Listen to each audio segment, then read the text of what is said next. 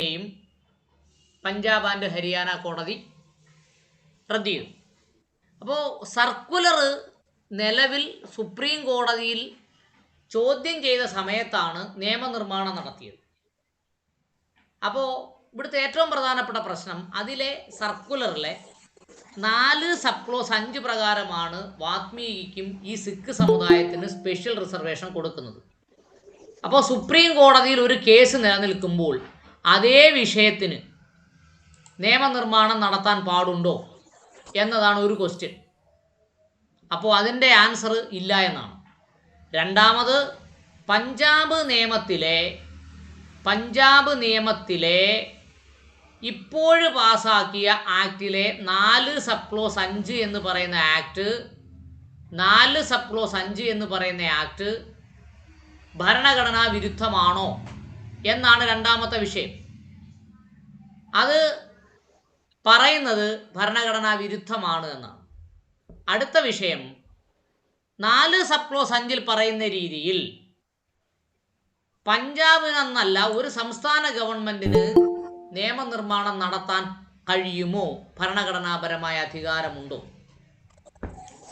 ഇതാണ് ഭരണഘടനാപരമായ അധികാരമുണ്ടോ ഇല്ലയോ എന്നാണ് ഇവിടുത്തെ ചർച്ചയിൽ പ്രധാനമായിട്ടും പറയുന്നത്. അപ്പോൾ അങ്ങനെ നമ്മൾ 5 ക്ലാസ്സുകൾ ഇപ്പോൾ എടുത്തു കഴിഞ്ഞു. 5 ചർച്ച വഴി നമ്മൾ കുറച്ച് കാര്യങ്ങൾ മനസ്സിലാക്കി. അപ്പോൾ ഇത് 6ാമത്തെ ചർച്ചയാണ്. 6ാമത്തെ ചർച്ചയിൽ ഇനി ജഡ്ജിമാരുടെ ഡിസ്കഷനാണ് നമ്മൾ പറയുന്നത്. വെങ്കട്ടരാമയ്യ എന്ന് പറയുന്ന ജഡ്ജിയുടെ ചർച്ചയാണ്. ഓൾസോ ഡിഫൈൻഡ് കാസ്റ്റ്, ജാതി എന്താണ് എന്ന് ഭരണഘടനാപരമായി സുപ്രീം കോടതി ജഡ്ജി വിശദീകരിക്കാൻ പോവുകയാണ്. In practically the same time he said, ജാതി എന്ന് പറഞ്ഞാൽ പ്രായോഗികമായ ഒരു ടേമാണ്. അത് ജഡ്ജി ഇങ്ങനെ പറയുന്നു. എങ്ങനെ പറയുന്നു? A caste is an association of families. ഒരു ജാതി എന്ന് പറയുന്നത് കുടുംബങ്ങൾ തമ്മിലുള്ള അസോസിയേഷനാണ്. Which practises the custom of endogamy. Endogamy എന്ന് പറഞ്ഞാൽ അതിൻ്റെ അർത്ഥം എന്താണെന്ന് അറിയാമോ? ഒരു ജാതി വ്യവസ്ഥയ്ക്കകത്ത് മാത്രം വിവാഹബന്ധമുള്ളതിനെയാണ് എൻഡോഗമി എന്ന് പറയുന്നത്. അതിൻ്റെ വേറൊരു വാക്കാണ് എക്സോഗമി. സ്വന്തം ജാതിയിൽ നിന്ന് വിവാഹം കഴിക്കാതെ മറ്റൊരു ജാതിയിൽ നിന്നേ വിവാഹം കഴിക്കൂ എന്ന് നിയമമുള്ള ജാതിയാണ് എക്സോഗമി. അപ്പോൾ ഇവിടെ പറഞ്ഞ എന്താണ്? A caste is an association of families which practice the custom of endogamy. സ്വന്തം ജാതിയിൽ നിന്ന് മാത്രമേ വിവാഹം കഴിക്കൂ എന്ന് പറയുന്നതിനെയാണ് ജാതി എന്ന് പറയുന്നത്. ഓക്കെ, അതുകൊണ്ടാണ് ജാതിയുടെ ഏറ്റവും പ്രധാനപ്പെട്ട നിയമമായി മാറിയ എന്താണ്? സ്വന്തം ജാതിക്ക് പുറത്തുനിന്ന് വിവാഹം കഴിക്കാൻ പാടില്ലെന്നൊരു നിയമം വന്നത് ഈ എൻഡോഗമിയുടെ അടിസ്ഥാനത്തിലാണ്. Which permits the marriage amongst the members belong to such family only. ജാതി എന്ന് പറഞ്ഞാൽ എന്താണ്? ഒരു കുടുംബമാണ്. ആ കുടുംബത്തിലുള്ളവർ മാത്രമേ വിവാഹം കഴിക്കൂ, അതിനെ പുറത്തുനിന്ന് വിവാഹം കഴിക്കില്ല. അതിനെയാണ് ജാതി എന്ന് പറയുന്നത്. The caste rules prohibit its members from marrying outside their caste. ജാതിയുടെ നിയമം എന്ന് പറയുന്നത് ജാതിക്ക് പുറത്ത് വിവാഹബന്ധം പാടില്ല എന്നതാണ്. ഇപ്പോഴും കേരളത്തിലുള്ളവർ പ്രാക്ടീസ് ചെയ്യുന്ന അതാണ്. സ്വന്തം ജാതിക്ക് പുറത്തുനിന്ന് വിവാഹബന്ധം പാടില്ലെന്നാണ് പറയുന്നത്. പട്ടികജാതിക്കാർ 53 ജാതിയുണ്ട്. അതിലെ ഒരു ജാതി മറ്റൊരു ജാതിയുമായിട്ട് വിവാഹബന്ധം പാടില്ല എന്നാണ്. അപ്പോൾ it is a caste. A caste is based on various factors. ഒരു ജാതി ഒത്തിരി ഘടകങ്ങളെ അനുസരിച്ചാണ് നിലനിൽക്കുന്നത്. Sometimes it may be a class. ചില സമയം ഇതൊരു ക്ലാസ് ആയിരിക്കാം. Sometimes it is a race. അതൊരു വർഗമായിരിക്കാം. Or racial unity. റേഷ്യൽ എന്ന് പറഞ്ഞാലും വർഗത്തിൻ്റെ ഭാഗമാണ്. റേസ് ഏതെങ്കിലും ഒരു വർഗം അല്ലെങ്കിൽ ഒരു ജാതി, ഒരു സമുദായമായിരിക്കാം ജാതിയാകുന്നത്. അവിടെ ജാതി എന്താണെന്നാണ് പറഞ്ഞേ? ജാതി എന്ന് പറയുന്നത് ഒരു പ്രത്യേക ഫാമിലിക്കകത്തുനിന്ന് പുറത്തുനിന്ന് വിവാഹമില്ലാത്തതാണ് ഒരു ജാതി. അതാണ് ആദ്യം ജാതിയെക്കുറിച്ച് പറയുന്നത്. രണ്ടാമത് പറയുന്നു ആ കുടുംബത്തിനകത്തുനിന്ന് മാത്രമേ വിവാഹബന്ധം പാടുള്ളൂ എന്ന് പറയുന്നു. മൂന്നാമത് പറയുന്നു ജാതി ഒന്നിലധികം ഘടകങ്ങളെ ആശ്രയിച്ചിരിക്കുന്നു. പക്ഷേ അത് ഒരു ക്ലാസ് ആകാൻ ജാതി, ഒരു റേസ് ആകാൻ ജാതി, ഒരു റേഷ്യൽ യൂണിറ്റ് ആകാൻ ജാതി. അടുത്തെന്താ പറയുന്നത്? A caste has nothing to do with wealth. ഈ കാസ്റ്റ് എന്ന് പറയുന്നത് എന്തുവാ എക്കണോമിക്സുമായിട്ടൊന്നും ഒരു ബന്ധവുമില്ലാത്ത സാധനമാണ് കാസ്റ്റ് എന്നാണ് പറയുന്നത്. ഇവിടെ സുപ്രീം കോടതി പറയുന്നതാണേ. The caste of a person is governed by his birth in a family. ജാതി നിർണ്ണയിക്കുന്നത് ജന്മം കൊണ്ടാണ്. ഏത് കുടുംബത്തിലാണോ ജനിക്കുന്നത് ആ കുടുംബത്തിൻ്റെ ജാതിയാണ്. Certain ideas of ceremonial purity are particular to each caste. ചില ജാതികളിൽ ചില ആശയങ്ങൾ ceremonial purity is of each caste. ഇപ്പോൾ സെറിമോണിയൽ പ്യൂരിറ്റിക്ക് വേണ്ടിയാണ് ജാതിക്ക് പുറത്തുനിന്ന് വിവാഹബന്ധമില്ലാത്തത് എന്നും ഇവിടെ പറയുന്നു. Even the choice of occupation of members caste was predetermined in many cases. ഇപ്പോൾ ജാതിയുടെ ചോയ്സ് അനുസരിച്ച് അതിൻ്റെ ജോലി പോലും പ്രീ ഡിറ്റർമിൻഡ് ചെയ്യുന്നു ചില ജാതികളിൽ. The choice of caste is occupation is also predetermined in various caste. അപ്പോൾ അവിടെ പറഞ്ഞു വരുന്നത് ജാതിയുടെ തൊഴിലിൻ്റെ അടിസ്ഥാനത്തിലും ജാതി നിലനിന്നിട്ടുണ്ട്, ജാതി വന്നിട്ടുണ്ട് എന്നും ബഹുമാനപ്പെട്ട സുപ്രീം കോടതിയിൽ നിന്ന് അങ്ങനൊരു അഭിപ്രായം വന്നിട്ടുണ്ട്. ഇവിടെയാണ് നമ്മൾ ജാതിയെ സുപ്രീം കോടതി ഇങ്ങനെ പറഞ്ഞിരിക്കുന്നത്. And the members of a particular caste were prohibited from engaging themself into other type of calling profession and occupation. പണ്ട് കാലങ്ങളിലെ കാര്യമാണ് പറയുന്നത്. അങ്ങനെ ഒരു ജാതിയിൽപ്പെട്ട ജനങ്ങൾ മറ്റു തൊഴിലുകൾ, കോളിംഗ് എന്ന് പറഞ്ഞാൽ ജോലിയാണ്, പ്രൊഫഷൻ എന്ന് പറഞ്ഞാൽ അറിയാമല്ലോ, അതും ഒരു ജോലി അടിസ്ഥാനത്തിലാണ് പ്രൊഫഷൻ വന്നത്. എൻജിനീയറിംഗ് പ്രൊഫഷനാണ്, അഡ്വക്കസി പ്രൊഫഷനാണ്, MBBS പ്രൊഫഷനാണ്. അതുപോലെയുള്ള പ്രൊഫഷനും ഒക്കുപ്പേഷൻ എന്ന് പറഞ്ഞാൽ കൂലിവേല, ഇതും എല്ലാ അടിസ്ഥാനത്തിലും ജാതി നിലനിർന്നു. ആ ഒരു ജാതി വേറെ തൊഴിൽ ചെയ്യത്തില്ലായിരുന്നു.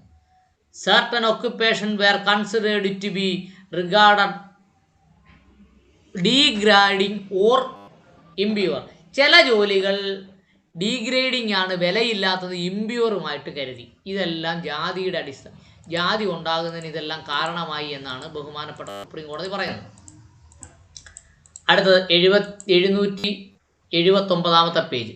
അത് ഇതിലെ കേസിൻ്റെ പേരല്ല കേട്ടോ, അല്ല പാരഗ്രാഫ് അല്ല, അത് വേറൊരു കേസിലെ പാരഗ്രാഫുകൾ ഉദ്ധരിച്ചതാണ്.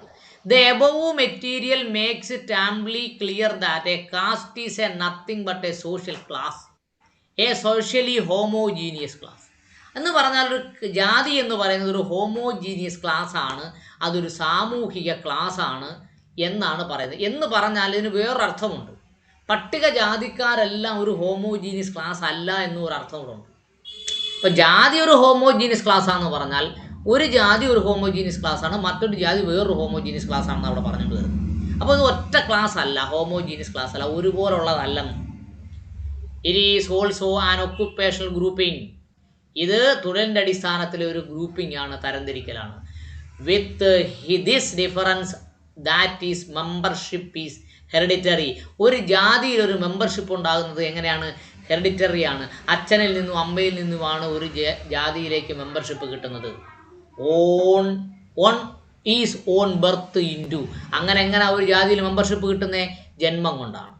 It's membership is involuntary. അത് എന്താണ്?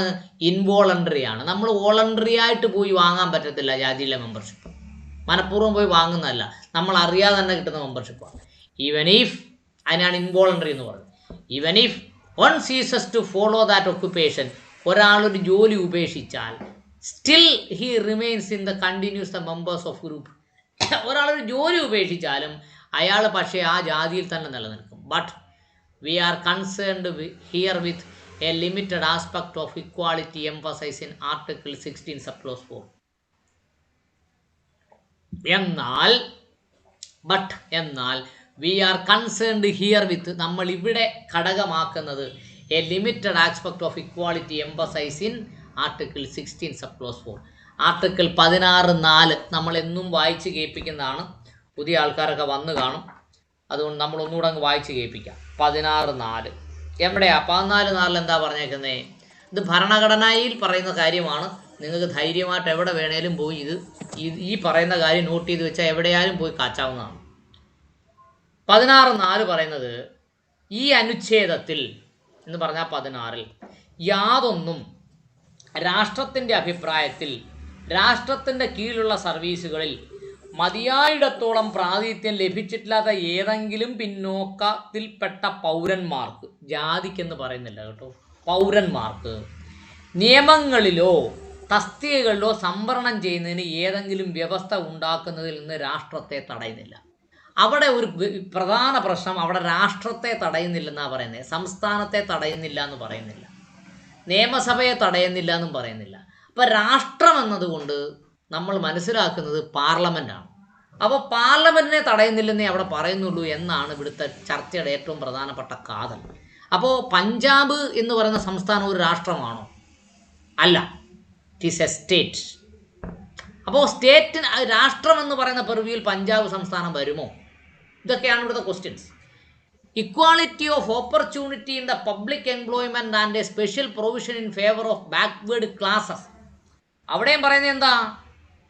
രാഷ്ട്രത്തിൻ്റെ കീഴിലുള്ള സർവീസുകൾ മതിയായിടത്തോളം പ്രാധാന്യം ലഭിച്ചില്ല ഏതെങ്കിലും പിന്നോക്കത്തിൽപ്പെട്ടവർക്ക്. അവിടെ പട്ടികജാതിക്കാരെന്ന് പറയുന്നില്ല, അത് OBCയെ പറയുന്നു എന്നാണ് മറ്റൊരു വിവക്ഷ. ഒന്നാമത്തെ കാര്യം, പഞ്ചാബ് എന്ന് പറയുന്ന സംസ്ഥാനത്തിന് അധികാരമില്ല എന്നുള്ളത്. രണ്ടാമത്, അത് പിന്നോക്ക വിഭാഗത്തിൽപ്പെട്ടവർക്ക് വേണ്ടിയുള്ളതാണ്, പട്ടികജാതിക്കാർക്കും പട്ടികവർഗക്കാർക്കും ഉള്ളതല്ല എന്നും അവിടെ ഒരു ചർച്ച വരുന്നുണ്ട്. Okay, equality of opportunity in the public employment and special provision in favour of backward class of citizen to enable them to achieve it എന്ന് പറഞ്ഞാൽ, ഇക്വാളിറ്റി ഉണ്ടാകുന്നതിന് വേണ്ടി അവർക്ക് വേണ്ടി കൊടുക്കുന്ന ഒരു പ്രത്യേക വകുപ്പായിട്ടാണ് എന്തിനെ കാണുന്നത്? 16(4) കാണുന്നത്. ആ 14(4) ഏറ്റവും വലിയ പ്രത്യേകത, അതെന്തിനു വേണ്ടിയുള്ളതല്ല, അത് SCക്ക് വേണ്ടിയുള്ളതല്ല. 1. 2, അത് സംസ്ഥാനങ്ങൾക്ക് വേണ്ടി ഉള്ളതല്ല. ആർക്ക് വേണ്ടിയുള്ളതാണ്? ഇത് രാഷ്ട്രത്തിന്, പാർലമെൻറ്റിന് വേണ്ടിയുള്ളതാണ്. അടുത്തത്, identification of backward classes of citizen. Backward class എങ്ങനെ ഐഡൻറ്റിഫൈ ചെയ്യാം? 780. Now we may turn to identification of backward class of citizen. How do you go about it? എങ്ങനെയാണ് ബാക്ക്വേർഡ്നെസ് കാണുന്നത്? Where do you begins? എവിടുന്ന് തുടങ്ങും? Is a method to vary from state to state. ബാക്ക്വേർഡ്നെസ് എവിടുന്നാണ്? ഓരോ സംസ്ഥാനം, അവിടെയാണ് സ്റ്റേറ്റ് എന്ന് പറയുന്നത്. രാഷ്ട്രത്തെ തടയുന്നില്ല എന്ന് പറയുന്നതിൽ നിന്നും പ്രസന്റേഷൻ ഞങ്ങൾ കാണുന്നില്ല. പ്രസന്റേഷൻ കാണുന്നില്ല. വെയിറ്റ്, പ്രസന്റേഷൻ കാണുന്നില്ല. റെഡി കേട്ടോ, ഒരു മിനിറ്റ്. റെഡി? അവിടെ എന്താ നമ്മൾ പറഞ്ഞേ? Is the method to vary from state to state. ഒരു സംസ്ഥാനത്തിൽ നിന്നും ഒരു സംസ്ഥാനത്തിലേക്ക് പോകുമ്പോൾ ബാക്ക്വേർഡ്നെസ് മാറാൻ പറ്റുമോ? റിലീജിയൻ ടു റിലീജിയൻ, ഒരു മതത്തിൽ നിന്ന് മറ്റൊരു മതത്തിലേക്ക് പോകുമ്പോൾ ബാക്ക്വേർഡ്നെസ് മാറുമോ? ആൻഡ് റൂറൽ ടു അർബൻ, മുനിസിപ്പാലിറ്റിയിലെ പിന്നോക്കാവസ്ഥയാണോ എവിടുത്തെ പിന്നോക്കാവസ്ഥ? ഗ്രാമപ്രദേശത്തെ, വില്ലേജിലെ പിന്നോക്കാവസ്ഥ അതാണോ? ഗ്രാമങ്ങളിലെ എന്ന് പറഞ്ഞാൽ പഞ്ചായത്തിലെ പിന്നോക്കാവസ്ഥയും മുനിസിപ്പാലിറ്റിയിലെ പിന്നോക്കാവസ്ഥയും ഒന്ന് തന്നെയാണോ എന്നൊക്കെയാണ് ഇവിടെ ചോദ്യം ചോദിച്ചിരിക്കുന്നത്. What do you do in the case of religion where caste system is not prevailing? അങ്ങനെയെങ്കിൽ ജാതി വ്യത്യാസമില്ലാത്ത മതത്തിൽ പിന്നോക്കാവസ്ഥ എങ്ങനെ കണക്കാക്കും? ഇതെല്ലാം സുപ്രീം കോടതി ചോദിക്കുന്ന ചോദ്യമാണ്. What about other classes, group and communities which do not wear the label of caste? ജാതിയില്ലാത്ത മറ്റ് കമ്മ്യൂണിറ്റികൾക്ക് എങ്ങനെയാണ് പിന്നോക്കാവസ്ഥ കണക്കാക്കുന്നത്? Are the people living adjusted to cease fire line of Jammu and Kashmir, hilly and increasing regions of survived identified of backward classes for the purpose of Article 16 subclause 4 എന്ന് പറഞ്ഞാൽ, ഇന്ത്യയുടെ border ലൈനുകളിൽ താമസിക്കുന്ന മറ്റ് രാജ്യങ്ങളുമായി അതിർത്തി പങ്കിടുന്ന ആളുകളെ എങ്ങനെ ബാക്ക്വേർഡ്നെസ് കണക്കാക്കാൻ പറ്റും? അവരെയും 16(4) അധികാരത്തിൽ കൊണ്ടുവരാൻ കഴിയുമോ? And so on. അങ്ങനെ ഓരോ ഘടകങ്ങളും പരിശോധിക്കപ്പെടുമ്പോൾ എങ്ങനെ പിന്നോക്കാവസ്ഥ കണക്കാക്കുമെന്ന്. So on and so forth are many questions asked to us. അപ്പോൾ പിന്നോക്കാവസ്ഥ എന്ന് പറയുന്ന കാര്യം, ആർട്ടിക്കിൾ 16 എന്ന ക്ലോസ് 4 കാര്യത്തെക്കുറിച്ച് സുപ്രീം കോടതി ഒത്തിരി ക്വസ്റ്റ്യൻസ് ഫ്രെയിം ചെയ്തിട്ടുണ്ട്. We shall answer dum. അതിനെ ഓരോന്നിനെയും ഇനി സുപ്രീം കോടതി മറുപടി പറയാൻ പോവുകയാണ്. എന്താണ് മറുപടി പറയുന്നത്? But our answer will be necessarily deal with generalities of situation and not with the problem or issues of peripheral nature which is peculiar to particular state and district region. ഇവിടെ എന്താ പറഞ്ഞേക്കുന്നത്? ബട്ട് എന്നാൽ our answer, supreme കോടതിയുടെ answer, will necessarily deal with generalities, പൊതുവിഷയങ്ങളെക്കുറിച്ച് മാത്രമാണ് supreme കോടതി എന്ത് പറയുന്നത്, അഭിപ്രായം പറയുന്നത്. ഓഫ് ദ സിറ്റുവേഷൻ, സാഹചര്യങ്ങളുടെ പൊതു അഭിപ്രായങ്ങൾ. And not with problem issues of peripheral nature. Peripheral nature എന്ന് പറഞ്ഞാൽ എന്താണ്? ഉപരിതലത്തിൽ മാത്രം നിന്നുകൊണ്ട് പിന്നോക്കാവസ്ഥയെ വിശദീകരിക്കാൻ ആര് തയ്യാറല്ല? ബഹുമാനപ്പെട്ട സുപ്രീം കോടതി തയ്യാറല്ല എന്ന് പറയുന്നു. പെരിഫറൽ നേച്ചറിലല്ല വിശദീകരിക്കുന്നത്. Peripheral which are peculiar to particular state, district and region. അത് പെരിഫറൽ നേച്ചറിൽ കാണപ്പെടുന്ന കാര്യങ്ങൾ എങ്ങനെയൊക്കെ ഉള്ളതാണ്? പർട്ടിക്കുലർ സ്റ്റേറ്റ്, ഒരു പ്രത്യേക സംസ്ഥാനത്ത് പിന്നോക്ക സംസ്ഥാനമാണ്, അതുകൊണ്ട് എല്ലാവരും പിന്നോക്കമാണ് എന്ന് പറയാൻ ആഗ്രഹിക്കുന്നില്ല. ഒരു പ്രത്യേക ജില്ല പിന്നോക്ക ജില്ലയാണ്, അതുകൊണ്ട് അവിടുത്തെ എല്ലാവരും പിന്നോക്കക്കാരാണ് എന്ന് പറയാൻ ആഗ്രഹിക്കില്ല.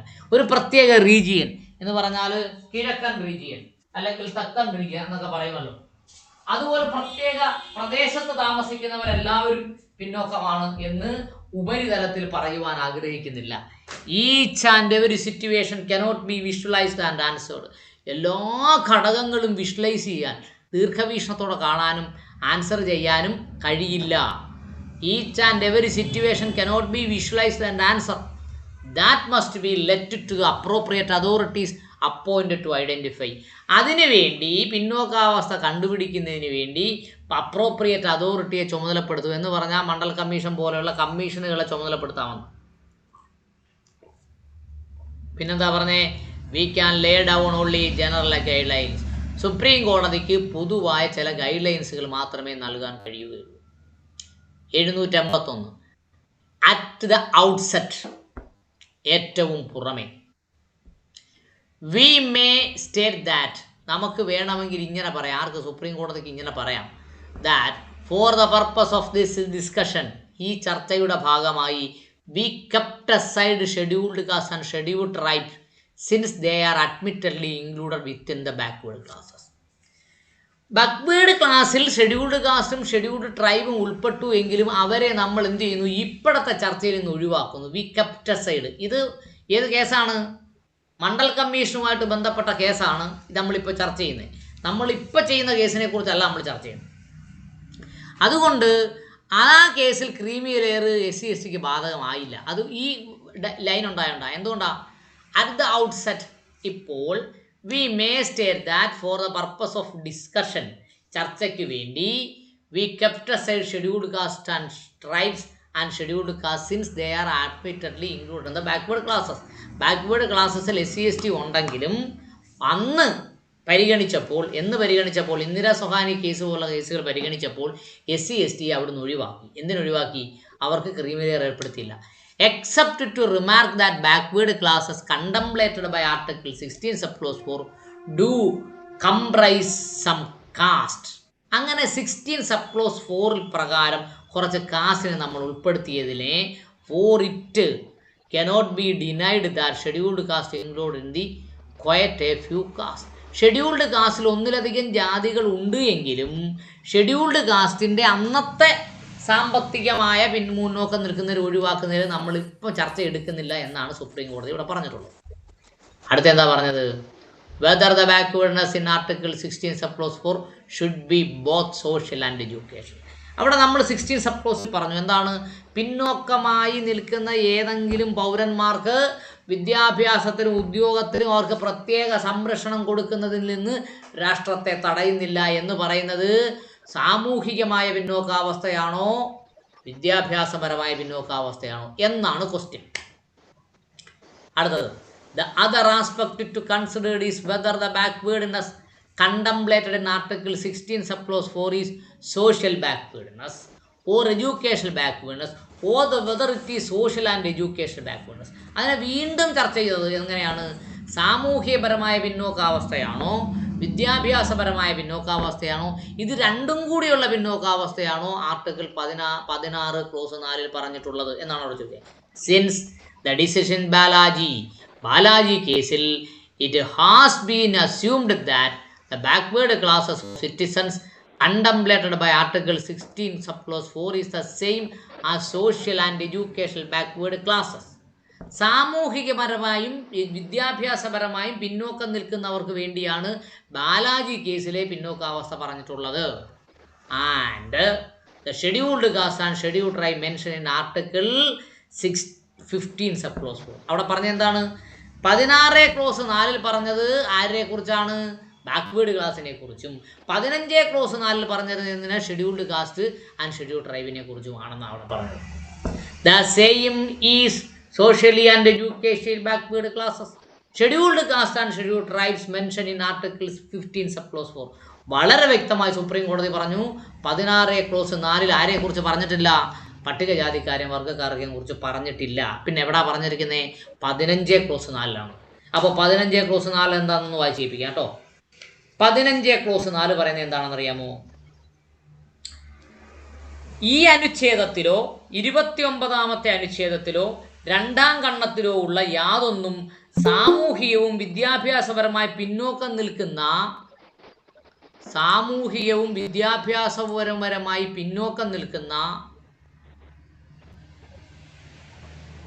ഏതൊന്നിനും സാമൂഹ്യവും വിദ്യാഭ്യാസപരമായി പിന്നോക്കം നിൽക്കുന്ന ഏതെങ്കിലും ഒരു വിഭാഗത്തിലെ പെട്ട പൗരന്മാരുടെ ഉന്നമനത്തിനു വേണ്ടിയോ പട്ടികജാതി പട്ടികവർഗ ഗോത്രവർഗത്തിനു വേണ്ടിയോ ഏതെങ്കിലും പ്രത്യേക വ്യവസ്ഥ ഉണ്ടാക്കുന്നതിൽ നിന്ന് രാഷ്ട്രത്തെ തടയുന്നില്ല. വളരെ വ്യക്തമായി പറയുന്നു. 16 ക്ലോസ് 4 പ്രകാരം ആരെ പറയുന്നു? ബാക്ക്വേർഡ് ക്ലാസിനെ പറയുന്നു. 15 ക്ലോസ് 4 പ്രകാരം പട്ടികജാതിക്കാരെ പറയുന്നു എന്ന് സുപ്രീം കോടതി വളരെ വ്യക്തമായി പറഞ്ഞിട്ടുണ്ട്. അതുകൊണ്ട് article 15 subclause 4 came into existence later in 1951 and article 16 subclause 4 does not contain the qualifying word of socially and educationally preceding the words of backward classes of citizen.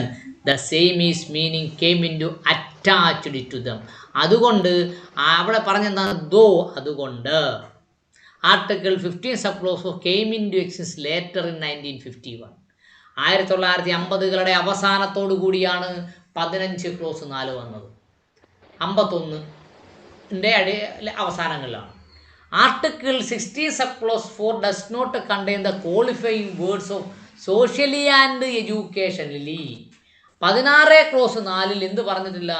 സാമൂഹികപരമായും വിദ്യാഭ്യാസപരമായും എന്ന് പറഞ്ഞിട്ടില്ല. അതൊന്നും കൂടെ വായിച്ച് കേൾപ്പിക്കാം. എന്താണെന്നറിയാമോ? ഈ അനുച്ഛേദത്തിലെ യാതൊന്നും രാഷ്ട്രത്തിൻ്റെ അഭിപ്രായത്തിന് കീഴിലുള്ള സർവീസുകളിൽ മതിയായിടത്തോളം പ്രാധാന്യം ലഭിച്ചിട്ടില്ലാത്ത പിന്നോക്കത്തിൽപ്പെട്ട പൗരന്മാർക്ക് എന്നേ പറയുന്നുള്ളൂ.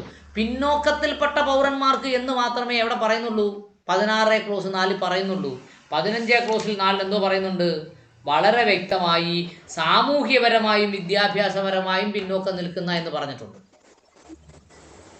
അവിടെയാണ് സുപ്രീം കോടതി വളരെ തറപ്പിച്ച് പറയുന്നത്. Preceding words backward class of citizens. Backward class of citizen തൊട്ട് മുമ്പേ എന്ത് പറഞ്ഞിട്ടുണ്ട്? സോഷ്യലി ആൻഡ് എഡ്യൂക്കേഷണലി ബാക്ക്വേർഡ് എന്ന് പറഞ്ഞു. The same meaning came into attached to them. Indeed, it is stated that Janaki Prasad പരിമോ എന്ന് പറയുന്ന കേസിലും ഇത് വളരെ വ്യക്തമായി പറഞ്ഞിട്ടുണ്ട്. അപ്പോൾ Palekar justice speaking for constitution bench that Palekar judge constitution ബെഞ്ചിന് വേണ്ടി 15 ക്ലോസ് 4 ഇങ്ങനെയാണ് പറയുന്നത്. Speak that socially and educationally backward classes of citizens while article 16 subclause 4 speak only any backward class of citizen. അവിടെ എന്താ പറഞ്ഞത്? 15 ക്ലാസ് 4 പറഞ്ഞത് സാമൂഹികവും വിദ്യാഭ്യാസമായ പിന്നോക്കം നിൽക്കുന്നവരെയും 16 ക്ലോസിൽ 4 പറഞ്ഞത് ബാക്ക്വേർഡ് ക്ലാസ് ഓഫ് സിറ്റിസണെ കുറിച്ചുമാണ്. ഇവിടെ വളരെ വ്യക്തമായി നമുക്കൊരു ധാരണ വേണം. 16 ക്ലോസ് 4 പറഞ്ഞിരിക്കുന്നത് പട്ടികജാതിക്കാരെയും പട്ടികവർഗ്ഗക്കാരെയും കുറിച്ചല്ല. 15 ക്ലോസിൽ 4 പറഞ്ഞേക്കുന്ന സാമൂഹികവും വിദ്യാഭ്യാസപരവുമായ പിന്നോക്കാവസ്ഥയിലാണ് പട്ടികജാതിക്കാരെ പെടുത്തിയിരിക്കുന്നത്. However, എന്നിരുന്നാലും it is now settled that ഇനിയിപ്പോൾ നമ്മൾ സെറ്റിൽ ചെയ്തൊരു അഭിപ്രായം പറയുകയാണ്. എന്താണ്? The expression backward class of citizen article 16 subclause 4 means something same thing that express in any socially and educationally backward classes of citizens. അവിടെ 16 clause 4 any socially and educationally backward class of citizens എന്ന് പറഞ്ഞിരിക്കുന്നു. അത് എന്താണ്? In article 15 subclause 4 16 sub clause 4 പറഞ്ഞിരിക്കുന്ന any socially and education backward class of സിറ്റിസണും 16.4 ക്ലോസിൽ നിന്ന് പറഞ്ഞിരിക്കുന്ന എനി ബാക്ക്വേർഡ് ക്ലാസ് ഓഫ് സിറ്റിസണും ഒന്നല്ല എന്ന രീതിയിലാണ് ഇവിടെ ചർച്ച ചെയ്തുകൊണ്ടിരിക്കുന്നത്. അവിടെ നോക്കിയേ, 16 clause 4 speaks only any backward class of citizen. എന്നിരുന്നാലും it is now settled that, അവർ സെറ്റിൽ ചെയ്ത് പറയുന്നു, the expression backward class 16.4 mean something in 15.4. 15.4 പറഞ്ഞിരിക്കുന്ന ബാക്ക്വേർഡ് ക്ലാസ് ഓഫ് സിറ്റിസണും any socially and education backward ക്ലാസ്സസും സെറ്റിൽ ചെയ്യാമെന്നാണ് പറഞ്ഞിരിക്കുന്നത്. അത് ഒന്നാണെന്നല്ല പറഞ്ഞത്. In order to qualify for being called a backward class of citizen, അപ്പോൾ ബാക്ക്വേർഡ് ക്ലാസ്സസ് ഓഫ് സിറ്റിസൺ എന്ന് വിളിക്കുന്നതിന് വേണ്ടി എങ്ങനെ, in order to qualify, backward class ആകുന്നതിന് വേണ്ടി ക്വാളിഫിക്കേഷൻ വേണമെങ്കിൽ എന്ത് വേണം? For being a called a backward class of citizen he must be a member of socially and education backward class. അവൻ സാമൂഹികപരമായ ഭിന്നാവസ്ഥയിലുള്ള ആളായിരിക്കണം, അല്ലെങ്കിൽ സാമൂഹികമായി പിന്നോക്കമായിരിക്കണം, അതോടൊപ്പം തന്നെ വിദ്യാഭ്യാസപരമായി പിന്നോക്കമായിരിക്കണം. എങ്കിൽ മാത്രമേ എവിടെ വരൂ? ബാക്ക്വേർഡ് ക്ലാസ് ഓഫ് സിറ്റിസണിൽ വരൂ. It is social and educational backwardness. അത് സാമൂഹ്യപരമായ പിന്നോക്കാവസ്ഥയും വിദ്യാഭ്യാസപരമായ പിന്നോക്കാവസ്ഥയുമാണ്. Of classes which is material for the purpose of fourth article 15 sub clause 4 and 16 sub clause 4. ഇവിടെ അപ്പം എന്താ പറഞ്ഞേ? 15.4 വേണ്ടിയും 16.4 വേണ്ടിയും പിന്നോക്കാവസ്ഥ പരിഗണിക്കണമെങ്കിൽ അയാൾ സാമൂഹികപരമായ പിന്നോക്കാവസ്ഥ പ്ലസ് വിദ്യാഭ്യാസപരമായ പിന്നോക്കാവസ്ഥയും ഉണ്ടായിരിക്കും. അപ്പോൾ വിദ്യാഭ്യാസപരമായ പിന്നോക്കാവസ്ഥ മാത്രം പോരാ, സാമൂഹികപരമായ പിന്നോക്കാവസ്ഥയും മാത്രം പോരാ, ഇത് രണ്ടും വേണം. ഇറ്റ് ഈസ് ട്രൂ ദാറ്റ്, ഇത് ശരിയാണ്. എന്താണ്? No decision earlier to be specified said so, yet such an impression gained accuracy, and it is that expression which you find expression in the above observation. അപ്പോൾ നമ്മൾ മുകളിൽ പറഞ്ഞല്ലോ, സാമൂഹ്യപരമായ പിന്നോക്കവും വിദ്യാഭ്യാസപരമായുള്ള പിന്നോക്കാവസ്ഥയും ഒരേപോലെ അനുഭവിക്കുന്നവരെ മാത്രമേ പിന്നോക്കം എന്ന് പറയാൻ പാടുള്ളൂ. ആ ഒബ്സർവേഷനെ ഇംപ്രസ് ചെയ്യുന്നത് ഫൈൻഡിങ്സുകളാണ് ഇപ്പോൾ നിലവിലുള്ളത്. In our respectable opinion, Supreme കോടതിയുടെ അഭിപ്രായത്തിൽ, however the said assumption has no basis. അങ്ങനെ പറഞ്ഞാലും ശരി തന്നെ ഈ സാമൂഹികമാവസ്ഥ പിന്നോക്കാവസ്ഥയും പിന്നെ വിദ്യാഭ്യാസപരമായ പിന്നോക്കാവസ്ഥയും പരിഗണിച്ചുകൊണ്ട് 15 ക്ലോസ് 4 16 ക്ലോസ് 4 ഒന്നാണെന്ന് പറയുന്നതിനൊന്നും ഒരു ബേസും ഇല്ല. Has no basis. Clause 4 of 16 does not contain qualifying words socially and educationally. 16 clause 4 സാമൂഹികപരവും വിദ്യാഭ്യാസപരമായ പിന്നോക്കാവസ്ഥ എന്ന് പറയുന്ന വ്യവസ്ഥ ഇല്ല. As does article 4 of sub close 15 clause 4. 15 clause 4 വളരെ വ്യക്തമായി പറയുന്നു എന്താണ്? സോഷ്യലി ആൻഡ് എഡ്യൂക്കേഷണലി ബാക്ക്വേർഡ് ആയിരിക്കണം. It may be remembered that Article 340, which has remained unamended, does employ the word socially and educationally backward classes, and yet the expression does not find the place in 16 subclause 4. അവിടെ വളരെ വ്യക്തമായി പറയുന്നത് എന്താണ്? 304 amend ചെയ്യുന്നതിന് മുമ്പ് അതിന് socially and educationally backward class എന്ന പദം ഉണ്ടായിരുന്നു. അത് എവിടെ ഇല്ല? 16 clause 4 the reason is obvious. The reason വളരെ ഓബിയസ് ആണ്, ഉറപ്പുള്ളതാണ്. Backward class of citizen in article 16 sub clause 4 takes in the scheduled tribes, scheduled caste and all other backward classes of citizen including socially and educationally backward classes, social and educationally backward classes. അവിടെ എന്താ പറഞ്ഞേ? നോക്കൂ, നമ്മൾ പറഞ്ഞുകൊണ്ടിരുന്നത് article 340 മുതലാണ്. Article 340 amend ചെയ്യുന്നതിന് മുമ്പേ ആ വാക്കിൽ സോഷ്യലി എഡ്യൂക്കേഷൻ ബാക്ക്വേർഡ് ക്ലാസ് എന്ന എക്സ്പ്രഷൻ ഉണ്ടായിരുന്നു. And yet that expression does not find the place in article 16 sub clause 4. Socially education backward എന്ന പദം 16 ക്ലോസ് 4 എന്ന് പറഞ്ഞ ആർട്ടിക്കിളിൽ ഇല്ല. അതെന്തുകൊണ്ടാണ്? Backward class of citizen in article 16 clause 4 takes in scheduled caste and schedule tribe and all other backward class of citizen. പിന്നോക്കാവസ്ഥയിലുള്ള എല്ലാ വിഭാഗങ്ങളേക്കും വേണ്ടിയാണ്, ഷെഡ്യൂൾഡ് കാസ്റ്റിനും ഷെഡ്യൂൾ ട്രൈബിനും കൂടി വേണ്ടിയാണ് 16 ക്ലോസ് 4 എഴുതിയിട്ടുള്ളത്. And all other backward classes including socially education backward classes, സാമൂഹ്യമായി പിന്നോക്കം നിൽക്കുന്നവരും വിദ്യാഭ്യാസപരമായി പിന്നോക്കം നിൽക്കുന്നവരെ എല്ലാം ഇവിടെ ചേർത്തിട്ടുണ്ട്, 16 ക്ലോസ് 4 ചേർത്തിട്ടുണ്ട്. അങ്ങനെയെങ്കിൽ thus certain classes which may not qualified article 15 subclause 4, പക്ഷെ 15(4) എല്ലാവരെയും ഉൾപ്പെടുത്തിയിട്ടില്ല. It may qualify four purpose of 16 subclause 4. അത് 16 subclause 4 എല്ലാ ക്വാളിഫിക്കേഷനും ഇവിടെ വന്നിട്ടില്ല, 15 ക്ലോസ് 4 വന്നിട്ടില്ല. They may not qualify article 15 subclause 4 എന്ന് പറഞ്ഞാൽ 16 ക്ലോസിൽ 4 വരുന്നതിൽ പട്ടികജാതിക്കാരും പട്ടികവർഗ്ഗക്കാരും വേണമെങ്കിൽ വരുത്താം.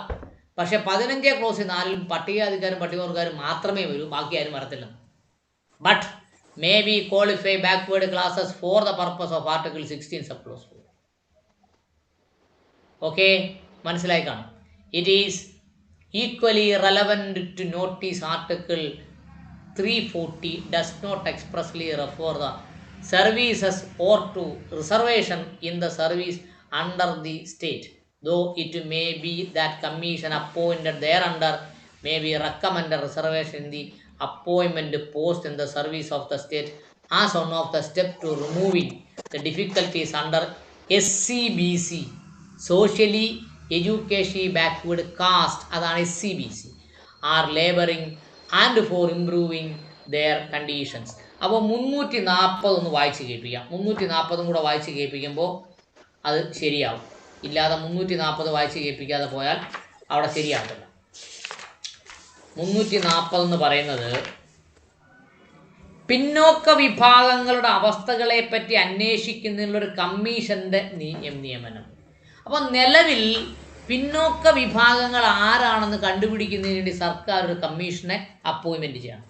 അതിന് 3 ഉപഘടകങ്ങളുണ്ട്. ഒന്ന്, രാഷ്ട്രപതിക്ക് ഭാരതത്തിൻ്റെ ഭൂപ്രദേശത്തിനുള്ളിൽ സാമൂഹികവും വിദ്യാഭ്യാസപരവുമായി പിന്നോക്കം നിൽക്കുന്ന വിഭാഗങ്ങളുടെ അവസ്ഥകളെയും അവ അനുഭവിക്കുന്ന വിഷമതകളെയും പറ്റി അന്വേഷിക്കുവാനും അങ്ങനെയുള്ള വിഷമതകൾ നീക്കം ചെയ്യുവാനും അവരുടെ സ്ഥിതി മെച്ചപ്പെടുത്തുവാനും യൂണിയനോ, ആർക്ക്, കേന്ദ്ര ഗവൺമെൻറ്റിനോ സംസ്ഥാനങ്ങൾക്കോ എടുക്കേണ്ട നടപടികളെക്കുറിച്ചും ആ ആവശ്യത്തിന് യൂണിയനോ ഏതെങ്കിലും സംസ്ഥാനമോ നൽകേണ്ട സഹായങ്ങളെക്കുറിച്ചും അങ്ങനെയുള്ള സഹായധനങ്ങൾ നൽകേണ്ടത് ഒരു ഉപാധിക്ക് വിധേയമായിട്ടാണോ ആ ഉപാധിയെക്കുറിച്ചും ശുപാർശകൾ ചെയ്യുവാനും അദ്ദേഹത്തിന് യുക്തമെന്ന് തോന്നുന്ന ആളുകളെ അടങ്ങുന്നൊരു കമ്മീഷനെ ഉത്തരവ് വഴി നിയമിക്കുവാനും അങ്ങനെയുള്ള കമ്മീഷനെ നിയമിക്കുന്നതിന് ഉത്തരവ് commission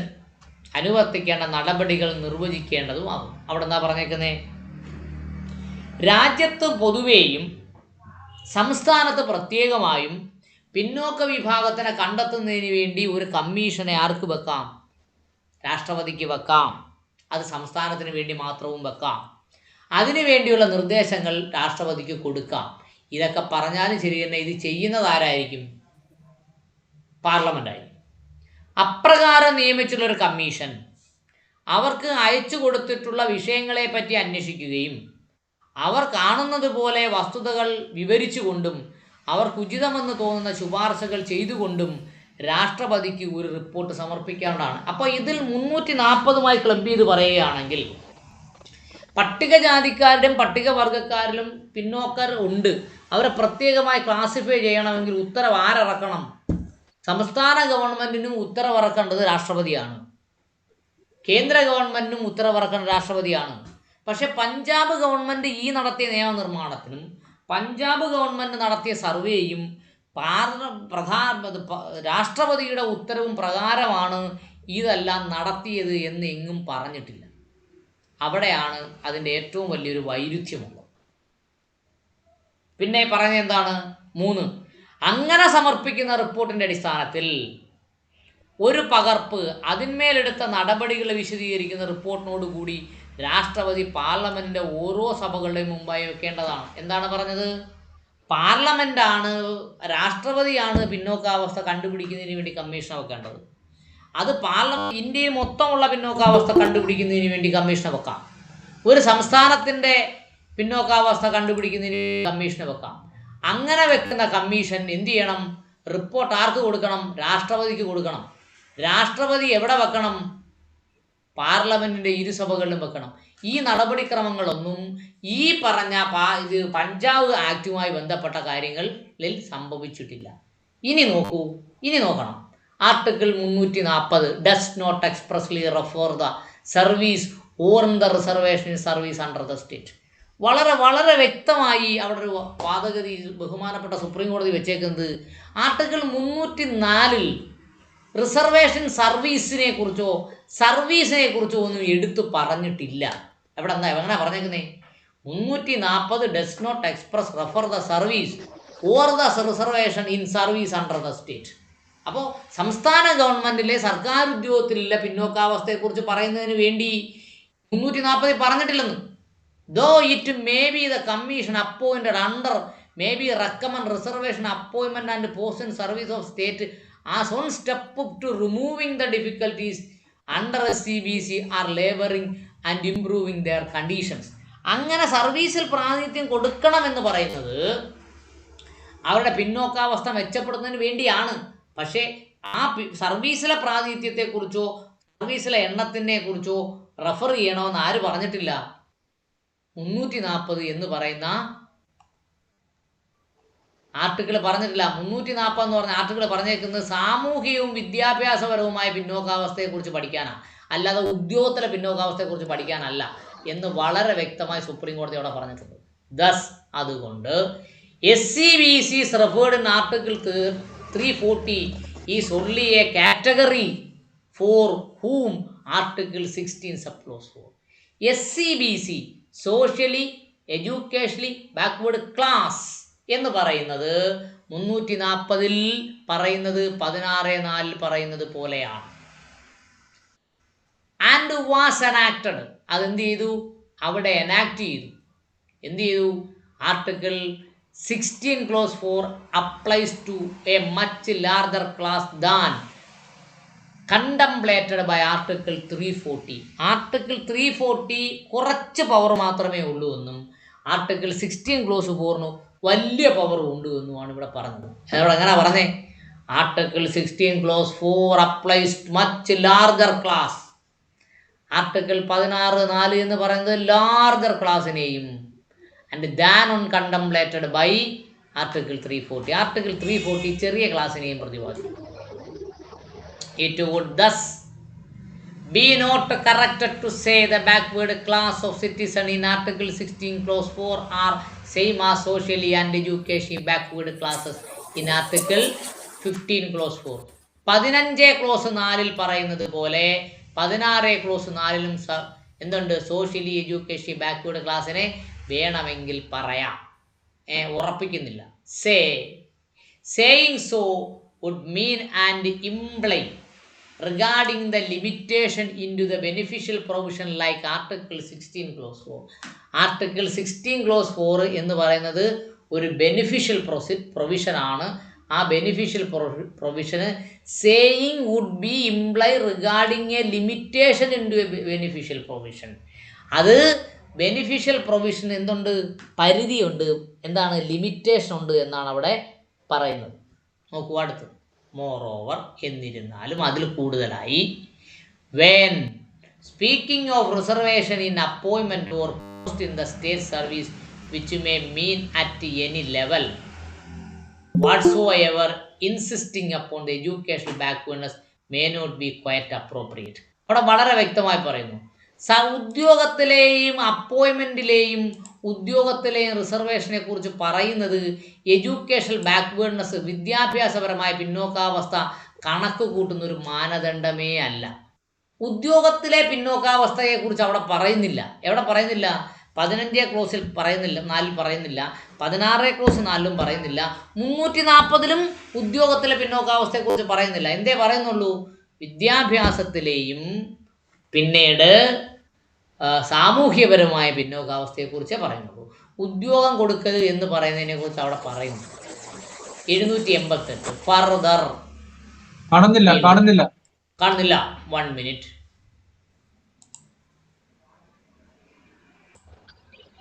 Further, if one keeps in mind in the context in which Article 16 Clause 4 was enacted, it would be clear that the accent was upon the social backwardness. അത് സാമൂഹ്യമായ പിന്നോക്കാവസ്ഥയെക്കുറിച്ചാണ് 16 ക്ലോസ് 4 ചർച്ച ചെയ്യുന്നത് എങ്കിൽ it goes without saying that the Indian context social backwardness lead to educational backwardness and both of them together lead to poverty. ഇവിടെയാണ് പ്രശ്നം. It goes without saying Indian context, ഇന്ത്യയിലെ കോണ്ടെക്സ്റ്റിൽ. ആരാണ് അത് ഓണാക്കി വെച്ചിരിക്കുന്നത്? ഇന്ത്യയിലെ കോണ്ടെക്സ്റ്റിൽ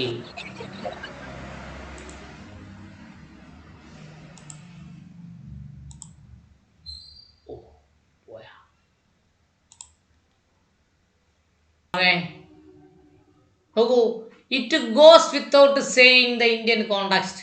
ഇന്ത്യയിലെ ഒരു അവസ്ഥ പറഞ്ഞാൽ social backwardness lead to educational backwardness, സാമൂഹ്യമായ പിന്നോക്കാവസ്ഥ വിദ്യാഭ്യാസപരമായ പിന്നോക്കാവസ്ഥയിലേക്ക് നയിക്കും. ഒരു തർക്കമില്ലെന്നാണ് പറഞ്ഞത്. സാമൂഹ്യമായ പിന്നോക്കം നിൽക്കുന്നവർക്ക് വിദ്യാഭ്യാസപരമായ പിന്നോക്കാവസ്ഥയാണ്. ഇത് രണ്ടും എന്ത് ചെയ്യും? Lead to poverty. സാമൂഹ്യമായ പിന്നോക്കാവസ്ഥയാണ്, വിദ്യാഭ്യാസപരമായ പിന്നോക്കാവസ്ഥയാണ്. ഇത് രണ്ടും ദാരിദ്ര്യത്തിലേക്ക് നയിക്കും. Which in turn breeds in the perpetuate social educational backwardness. അതുകൊണ്ട് എന്ത് ചെയ്യും?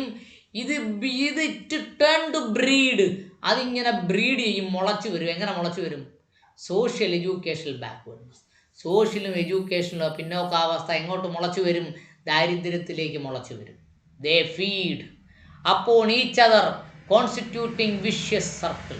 ദാരിദ്ര്യം, സാമൂഹ്യമായ പിന്നോക്കാവസ്ഥ, വിദ്യാഭ്യാസപരമായ പിന്നോക്കാവസ്ഥ, ദാരിദ്ര്യം, ഇത് മൂന്നും എന്ത് ചെയ്യും? ഇങ്ങനെ ചുറ്റും കറങ്ങിക്കൊണ്ടേയിരിക്കും. They feed upon other constituting vicious circles. It is a well-known fact that till independence, the administrative apparatus was manned almost exclusively by members of upper caste. Supreme കോടതി ഒരു സത്യം വിളിച്ചു പറഞ്ഞിരിക്കുകയാണ്. ഭരണസിരാകേന്ദ്രം മൊത്തം അപ്പർ കാസ്റ്റ് കൈയടക്കി വെച്ചിരിക്കുകയാണ്. ഇറ്റ് ഈസ് വെൽ നോൺ, വളരെ അറിയപ്പെടുന്നതാണ്. Fact that എന്താണ്? ടിൽ ഇൻഡിപെൻഡൻസ്, സ്വാതന്ത്ര്യം മുതൽ, ദ അഡ്മിനിസ്ട്രേറ്റീവ് അപ്പാരറ്റസ്, ഭരണസ്ഥാപനങ്ങൾ, വാസ് മാൻഡ് എന്ന് പറഞ്ഞാൽ മാനേജ് ചെയ്യുന്നു. ഓൾമോസ്റ്റ് പൂർണ്ണമായും എന്നല്ല പറഞ്ഞേ, ഓൾമോസ്റ്റ് ബഹുഭൂരിപക്ഷവും exclusively by members of upper caste. Members of upper caste ആണ് കൈയടക്കി വെച്ചിരിക്കുന്നത്. ദ ശൂദ്രാസ്, ശൂദ്രന്മാർ, കേരളത്തിൽ നായന്മാർ. The scheduled caste, the scheduled tribe and other similar backward social group among Muslims, Christians had practically no entry into the administrative apparatus. Supreme കോടതി വളരെ അടിവരയിട്ട് പറയുന്നു, ശൂദ്രന്മാർക്ക്, പട്ടികജാതിക്കാർക്ക്, പട്ടികവർഗക്കാർക്ക്, അതുപോലെ അവരോടൊപ്പം തുല്യമായി നിൽക്കുന്ന ഗ്രൂപ്പുകൾക്ക്, മുസ്ലിങ്ങൾക്ക്, ക്രിസ്ത്യാനികൾക്ക് പ്രായോഗികമായി ഭരണതലത്തിൽ യാതൊരു ഇടപെടലും നടത്താൻ കഴിയുന്നില്ല. It was this implies which was out to be redress in providing for reservation in favor of such classes. അതുകൊണ്ടാണ് ആ ക്ലാസ്സിന് വേണ്ടി എന്ത് കൊടുത്തിട്ടുള്ളത്? റിസർവേഷൻ കൊടുത്തിട്ടുള്ളത്. It was this imbalance which is out to be redressed by providing reservation in favor of such classes. അങ്ങനെയുള്ള ക്ലാസ്സുകൾക്ക്, ഏതിന്? ശൂദ്രാസിന്, scheduled കാസ്റ്റിന്, scheduled ട്രൈബിന്, backward ക്ലാസ്സിന്, മുസ്ലിമിന്, ക്രിസ്ത്യാനിക്ക് ഈ ഇൻബാലൻസ് ഉയർത്തിക്കൊണ്ടുവരുന്നതിന് വേണ്ടി, ആ ബാലൻസ് ചെയ്യുന്നതിന് വേണ്ടിയാണ് സംവരണം കൊടുത്തിട്ടുള്ളത് എന്ന് വളരെ വ്യക്തമായി പറയും. അടുത്ത എന്താ പറഞ്ഞേ? ഇൻ ദിസ് സെൻസ്, ഈ അർത്ഥത്തിൽ doctor Rajeev Dhavan may be right when he say that object of Article 16 subclause 4 was empowerment. 16(4) close എന്ന് പറയുന്ന ആർട്ടിക്കിൾ സുപ്രീം ഭരണഘടനയിൽ ചേർത്തിരിക്കുന്നത് രാജീവ് ധവാൻ എന്ന് പറയുന്ന അഡ്വക്കറ്റ് പറഞ്ഞ എന്തിനു വേണ്ടിയാണ്? അത് എംപവർമെൻറ്റിന് വേണ്ടിയാണ്. Of such backward classes, backward ക്ലാസ്സിന് എംപവർമെൻറ്റ് കിട്ടുന്നതിന് വേണ്ടിയാണ് 16 ക്ലോസ് 4 ചേർത്തിട്ടുള്ളത്. The idea was to enable them to share the state power. അതിൻ്റെ ആശയം എന്താണ്? സ്റ്റേറ്റിൻ്റെ പവർ, അധികാരം എന്ത് കൊടുക്കുന്നതിന് വേണ്ടി? എനേബിൾ ദം, അവരിൽ എത്തിക്കുന്നതിന് വേണ്ടിയാണ്. അതുകൊണ്ട് സുപ്രീം കോടതി ജഡ്ജിമാർ അക്കോർഡിംഗ്ലി അതിനനുസരിച്ചതായി ഇങ്ങനെ പറയാൻ പോവുകയാണ്. ഓഫ് ദ ഒപ്പീനിയൻ ദാറ്റ്, അതുകൊണ്ട് ഞങ്ങൾക്ക് സുപ്രീം കോടതി ജഡ്ജിമാരായ ഞങ്ങൾക്ക് ഇങ്ങനൊരു അഭിപ്രായമുണ്ട്. എന്താ അഭിപ്രായമുണ്ട്? The backwardness contemplated by Article 16 subclause 4 is mainly social backwardness. 16 subclause 4 പറഞ്ഞിരിക്കുന്ന പിന്നോക്കാവസ്ഥ സാമൂഹ്യപരമായ പിന്നോക്കാവസ്ഥയാകുന്നു. It would not correct it to say that backwardness under 16 subclause 4 should be both social and educational. അതുകൊണ്ട് ആർട്ടിക്കിൾ 16 സാമൂഹികപരമായും വിദ്യാഭ്യാസപരമായ പിന്നോക്കാവസ്ഥ പറഞ്ഞിട്ടുണ്ട് എന്ന് പറയാൻ കഴിയില്ല. It would not be correct to say that. അത് അങ്ങനെ പറയുന്നത് നോട്ട് കറക്റ്റാണ്, ശരിയല്ലെന്ന്. എന്താണ്? The backwardness under 16 subclause 4 should be both social and educational backwardness. സാമൂഹ്യപരമായും വിദ്യാഭ്യാസപരമായ പിന്നോക്കാവസ്ഥയാണ് 16 സബ്ക്ലോസ് 4 പറഞ്ഞിരിക്കുന്നത് എന്ന് പറഞ്ഞാൽ ശരിയല്ല. പിന്നെന്താ പറഞ്ഞേക്കുന്നേ? The scheduled tribes and the scheduled caste are without a doubt backward for the purpose of the clause. No one has suggested that they should satisfy the test of social educational backwardness. സാമൂഹ്യപരമായും വിദ്യാഭ്യാസപരമായും പിന്നോക്കാവസ്ഥ പട്ടികജാതിക്കാരെയും പട്ടികവർഗക്കാരെയും പ്രത്യേക test ഒന്നും ഇല്ലാതെ പറയാം അവർ സാമൂഹ്യപരമായും വിദ്യാഭ്യാസപരമായും പിന്നോക്കമാണെന്ന്. നോക്കൂ, supreme കോടതി പറഞ്ഞേക്കുന്നത് കണ്ടോ? The scheduled caste and scheduled tribe are without any doubt ഇല്ലാതെ പറയാം. എന്തുവാ? Backward for the purpose of clause. ഈ 16 ക്ലോസ് 4 പ്രകാരം പട്ടികജാതിക്കാരും പട്ടികവർഗക്കാരും അതിൽ പെടും. No one has suggested that they should satisfy the set of social and education backwardness. സോഷ്യലും എഡ്യൂക്കേഷൻ ബാക്ക്വേർഡ്നെസ്സിന് വേണ്ടി അവർക്ക് പ്രത്യേകം ടെസ്റ്റ് ഒന്നും സാറ്റിസ്ഫൈ ചെയ്യേണ്ട കാര്യമില്ല. അവർ ജനിക്കുമ്പോഴേ സാമൂഹികപരമായും വിദ്യാഭ്യാസപരമായും പിന്നോക്കമാണ്. ഓക്കെ, ഇനി നമ്മൾ പറയുന്നത് സുപ്രീം കോടതിയുടെ ചർച്ച ഏതാണ്ട് കഴിഞ്ഞു. ഇനി നമ്മൾ ചർച്ച കഴിഞ്ഞുള്ള ഭാഗത്തേക്ക് പോവാം. അടുത്ത ജഡ്ജിയുടെ ഡിസ്കഷനിലേക്ക് പോവാം. ഓക്കെ, അടുത്ത ജഡ്ജി പറയുന്നത് എന്താ? D. The question to preferential treatment given by the state was held in the facet of equality of Article 14 as giving preference to more backward among the backwardness further aim to object of 16 subclause 4. ഇവിടെ എന്തോ പറഞ്ഞേക്കുന്നേ? The question to preferential treatment. Preferential treatment പ്രത്യേക പരിഗണന വേണം എന്ന് പറയുന്നത് എന്താണ്? Given by the state. സംസ്ഥാന ഗവൺമെൻറ് കൊടുത്തിരിക്കുന്ന പ്രത്യേക preference was held to be facet of equality under article 14. Equality, തുല്യത എന്ന് പറയുന്ന ആർട്ടിക്കിൾ 14 പരിധിയിൽ നിന്നുകൊണ്ട് given preference to more backward among the backward further aim to object of article 16 subclause 4. 16(4) ക്ലോസിൽ പറയുന്ന സാമൂഹികമായും വിദ്യാഭ്യാസപരമായ പിന്നോക്കാവസ്ഥയിലുള്ളവർക്ക് 14 പ്രകാരമുള്ള തുല്യത കിട്ടുന്നതിന് വേണ്ടിയാണ് മോർ പ്രിഫറൻഷ്യൽ ട്രീറ്റ്മെൻറ്റ് കൊടുത്തിരിക്കുന്നത് എന്നാണ് സംസ്ഥാന ഗവൺമെൻറ് പറയുന്നത്. എന്ന് പറഞ്ഞാൽ Punjab 6 out of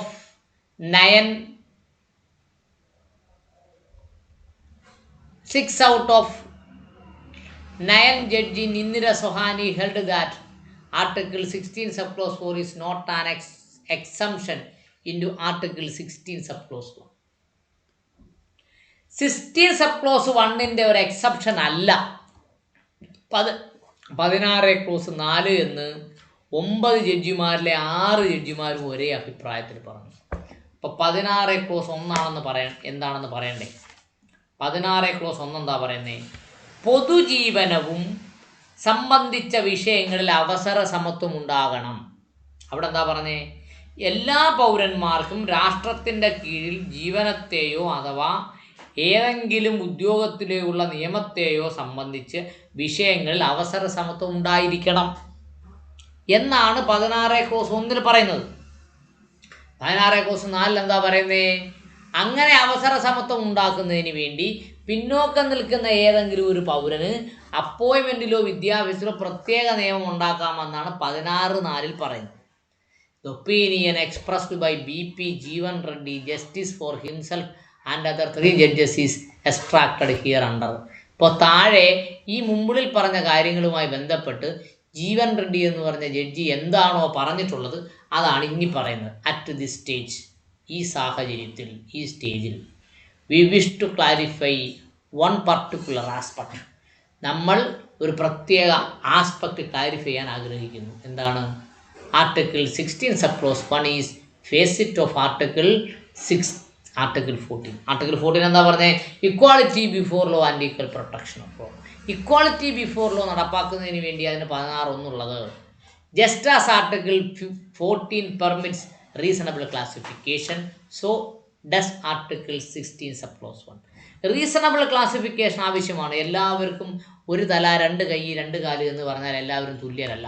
reasonable classification ഉണ്ടാക്കാം എന്നാണ് ആർട്ടിക്കിൾ 16 പറയുന്നത് എന്നാണ് ജഡ്ജി പറഞ്ഞത്. അടുത്തെന്താ പറയുന്നത്? A classification may involve reservation of seats for vacancies. ആ ക്ലാസിഫിക്കേഷൻ റിസർവേഷൻ സീറ്റിൽ അല്ലെങ്കിൽ വേക്കൻസിയിലാണ് പെടുത്തിയിട്ടുള്ളത്. As the case may be. എങ്ങനെയാ കേസ് മേ ബി? ചില സ്ഥലത്ത് റിസർവേഷൻ സീറ്റിൽ ക്ലാസിഫിക്കേഷൻ പെടുത്താം, ചില സ്ഥലത്ത് വേക്കൻസിയിൽ ക്ലാസിഫിക്കേഷൻ പെടുത്താം. ഇൻ അതർ വേർഡ്സ്, മറ്റൊരു കാര്യത്തിൽ പറഞ്ഞാൽ, അണ്ടർ ക്ലോസ് 1 ഓഫ് ആർട്ടിക്കിൾ 16, നമ്മൾ പറഞ്ഞ എന്താ? ആർട്ടിക്കിൾ 16 സബ് ക്ലോസ് 1 എന്താ പറഞ്ഞത്? പൊതുജീവനെ സംബന്ധിച്ച വിഷയങ്ങൾ അവസര സമത്വം ഉണ്ടാകണമെന്നാണ് പറഞ്ഞത്. അതും appointments and or post can be reserved in favour of a class. അപ്പോയിൻമെൻറ്റിനെയും പോസ്റ്റുകളെയും ചില ക്ലാസ്സിന് വേണ്ടി മാറ്റി വെക്കാം 16 ക്ലോസ് 1 പ്രകാരം. ബട്ട് എന്നാൽ an argument is now being advanced. ഒരു പ്രത്യേകമായ ഒരു വാദഗതി മുന്നോട്ട് വെച്ചിട്ടുണ്ട്. Argument is now being advanced. ഇപ്പോൾ ഒരു വാദഗതി മുന്നോട്ട് വെച്ചിട്ടുണ്ട്. Evidently inspired by the opinion of Powell justice Bakke. Article 16 sub clause 1 permit only preferences but not reservation. Article 16(1) എന്ന് പറയുന്നത് പ്രിഫറൻസ് കൊടുക്കണമെന്നാണ് പറയുന്നത്, റിസർവേഷൻ കൊടുക്കണമെന്നല്ല. അപ്പോൾ ജസ്റ്റിസ് പോളും ജസ്റ്റിസ് ബെക്കെ എന്ന് പറയുന്ന കേസിൽ ജസ്റ്റിസ് പവൽ പറഞ്ഞത് അങ്ങനെയാണ്. ഏതാ? ആർട്ടിക്കിൾ 16(1) പറയുന്നത് ഇറ്റ് ഓൺലി ഗീവ് പ്രിഫറൻസ്, ഒരു പ്രത്യേക പരിഗണന കൊടുക്കണമെന്നേ പറയുന്നുള്ളൂ, റിസർവേഷൻ കൊടുക്കണമെന്ന് പറയുന്നില്ല. The reasoning is support of the set argument is the same as was put forward by Powell. അതിന് അനുകൂലമായ ഒരു ആർഗ്യുമെൻറ്റും പവൽ എന്ന് പറയുന്ന ജഡ്ജി മുന്നോട്ട് വെക്കുന്നു. ഒന്ന് പറഞ്ഞാൽ, this argument is our opinion disregard the fact that is not the unanimous view of the court in Bakke case. Bakke കേസിലെ ഏറ്റവും പ്രധാനപ്പെട്ട ഒരു ആർഗ്യുമെൻ്റാണ്, അതെല്ലാവരുടെയും അഭിപ്രായമല്ല എന്നാണ് പറയുന്നത്. എന്താ അവിടുത്തെ അഭിപ്രായം? 16 ക്ലോസ് 1 പ്രിഫറൻസ് മാത്രമേ കൊടുക്കുന്നുള്ളൂ, റിസർവേഷൻ കൊടുക്കുന്നില്ല എന്നാണ് അവിടെ ജഡ്ജി പറഞ്ഞത്. അതിനെ കൂടുതൽ പറയുന്നു, 4 ജഡ്ജസ് ഇൻക്ലൂഡിങ് ബ്രണ്ണാം എന്ന് പറയുന്ന ജഡ്ജി അടക്കമുള്ള 4 ജഡ്ജിമാർ പറയുന്നത് took a view that such a reservation was not barred by 14th amendment, while the other 4 including took the view that 14th amendment title 4 of Civil Rights Act 1964 bars all rights as concessions of programs. അവിടെ എന്താ പറഞ്ഞേക്കുന്നത്? വളരെ സമൃദ്ധമായ argument അവിടെ പറഞ്ഞേക്കുന്നത്. 4 judges including ബ്രണ്ണാം അടക്കമുള്ള 4 ജഡ്ജിമാർ പറഞ്ഞത് ടുക്ക് എ വ്യൂ, അവരിങ്ങനൊരു വ്യൂ എടുത്തു. ദാറ്റ് എന്താണ് എടുത്തത്? Such a reservation was not bar by 14. അങ്ങനെ ഒരു റിസർവേഷൻ ഉണ്ടെങ്കിൽ 14 എന്ന് പറയുന്ന ആർട്ടിക്കിളിനെ എന്ത് ചെയ്തിട്ടില്ല? ബൈ 14th അമെൻമെൻറ്റ്, 14ാം അമെൻമെൻറ്റ് പ്രകാരം എന്ത് ചെയ്തിട്ടില്ല? അതിനെ തടയപ്പെട്ടിട്ടില്ല. വൈൽ other 4, മറ്റ് 4 ജഡ്ജിമാർ, other 4 took a view that the 14th amendment in title 6 of the civil right act. Civil right ആക്ടിൻ്റെ 1964 വന്ന civil right act bars all race conscious programme. Civil right ആക്ടിൽ എല്ലാ റേഷ്യൽ കോൺഷ്യസ് പ്രോഗ്രാമിനെ എന്ത് ചെയ്യുന്നുള്ളൂ? Bar ചെയ്യുന്നുണ്ട്. അതുകൊണ്ട് at the same time there are a serious decision relating to school desegregation. അപ്പോൾ സ്കൂളുകളിൽ നിന്നുള്ള ഡീസെഗ്രഗേഷൻ എന്ന് പറഞ്ഞാൽ എന്താണ്? അതിനെ തട്ടുകളായി ജാതി വ്യവസ്ഥ അടിസ്ഥാനത്തിൽ തരംതിരിച്ചിട്ടുള്ളതിനെയും നമ്മൾ എന്ത് ചെയ്യണം? പരിഗണിക്കണം. അത് എവിടെ പറഞ്ഞിട്ടുണ്ട്? From browns 347 US 48 north California board of education എന്ന് പറഞ്ഞ കേസിലാണ് സ്കൂളുകളെ ഡീസെഗ്രഗേഷൻ എന്ന് പറഞ്ഞാൽ തരംതിരിക്കൽ പാടില്ല എന്ന് അവിടെ അമേരിക്കയിലെ ഒരു ജഡ്ജ്മെൻ്റ് എടുത്തിട്ടാണ് ഇവിടെ കോട്ട് ചെയ്തിട്ടുള്ളത്.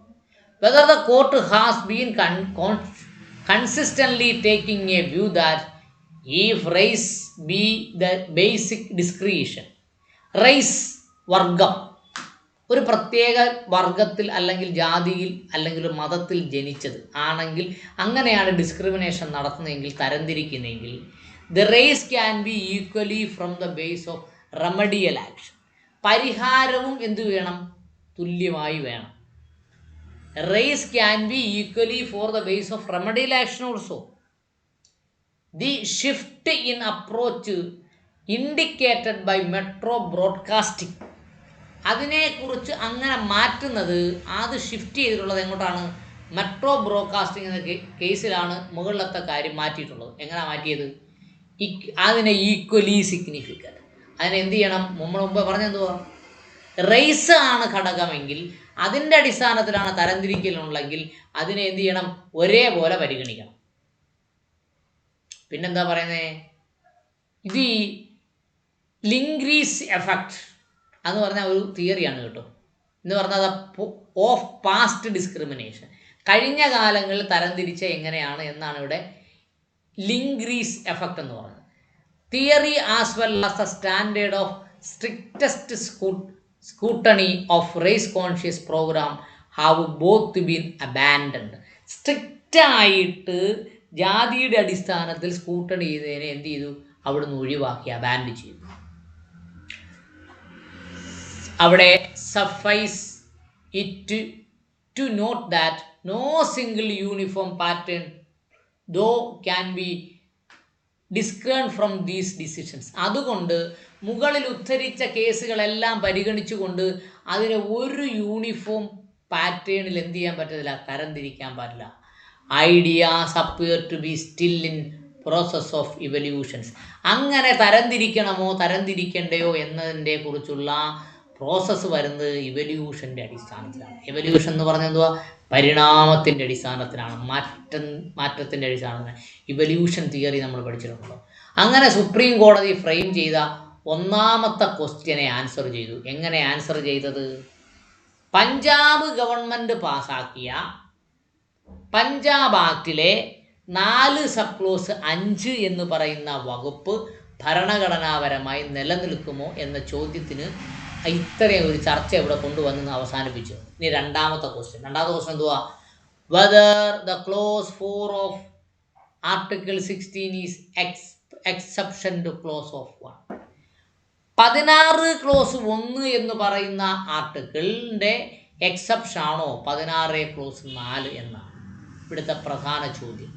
അതിനെക്കുറിച്ചുള്ള ചർച്ചയാണ് ഇനി വരാൻ പോകുന്നത്. 2 മിനിറ്റേ ഉള്ളൂ. അപ്പോൾ നമുക്ക് ആ പാരഗ്രാഫും കൂടി കവർ ചെയ്യാൻ പറ്റുമെന്ന് നോക്കട്ടെ. ആ പാരഗ്രാഫ് കവർ ചെയ്യാൻ പറ്റില്ല. അതുകൊണ്ട് നമ്മളിതാ ഇവിടെ നിർത്തുകയാണ്. എവിടെ നിർത്തുകയാണ്? ക്വസ്റ്റ്യൻ 2A എന്ന് പറയുന്ന സ്ഥലത്ത് നമ്മൾ നിർത്തുകയാണ്. 37ാമത്തെ പേജ് വരെ നമ്മൾ പറഞ്ഞിട്ടുണ്ട്. 37ാമത്തെ പേജിലെ രണ്ടാമത്തെ ക്വസ്റ്റ്യൻ വെച്ചുകൊണ്ട് നമ്മൾ അടുത്ത ദിവസത്തിലേക്ക് ചർച്ചയിലേക്ക് ക്ലാസ്സിലേക്ക് പോകുന്നതാണ്. നിങ്ങൾക്ക് ഇനി അഭിപ്രായങ്ങൾ പറഞ്ഞാൽ ഇത് മുഴുവൻ കേട്ടിട്ട് എന്ത് തീരുമാനിക്കണം എന്നുള്ള കാര്യത്തിൽ മാത്രമേ ഇനി ഒരു ചർച്ച ഉണ്ടാകുള്ളൂ എന്ന് എനിക്ക് തോന്നുന്നു. ഈ പറഞ്ഞ പോയിന്റുകൾക്കൊന്നും പ്രത്യേകിച്ച് മറുപടിയും ഒരു അഭിപ്രായം പറയേണ്ട ആവശ്യമുണ്ടെന്ന് എനിക്ക് തോന്നുന്നില്ല. ഓക്കെ, അടുത്ത ആൾക്ക് പങ്കെടുക്കാം ചർച്ചയിൽ.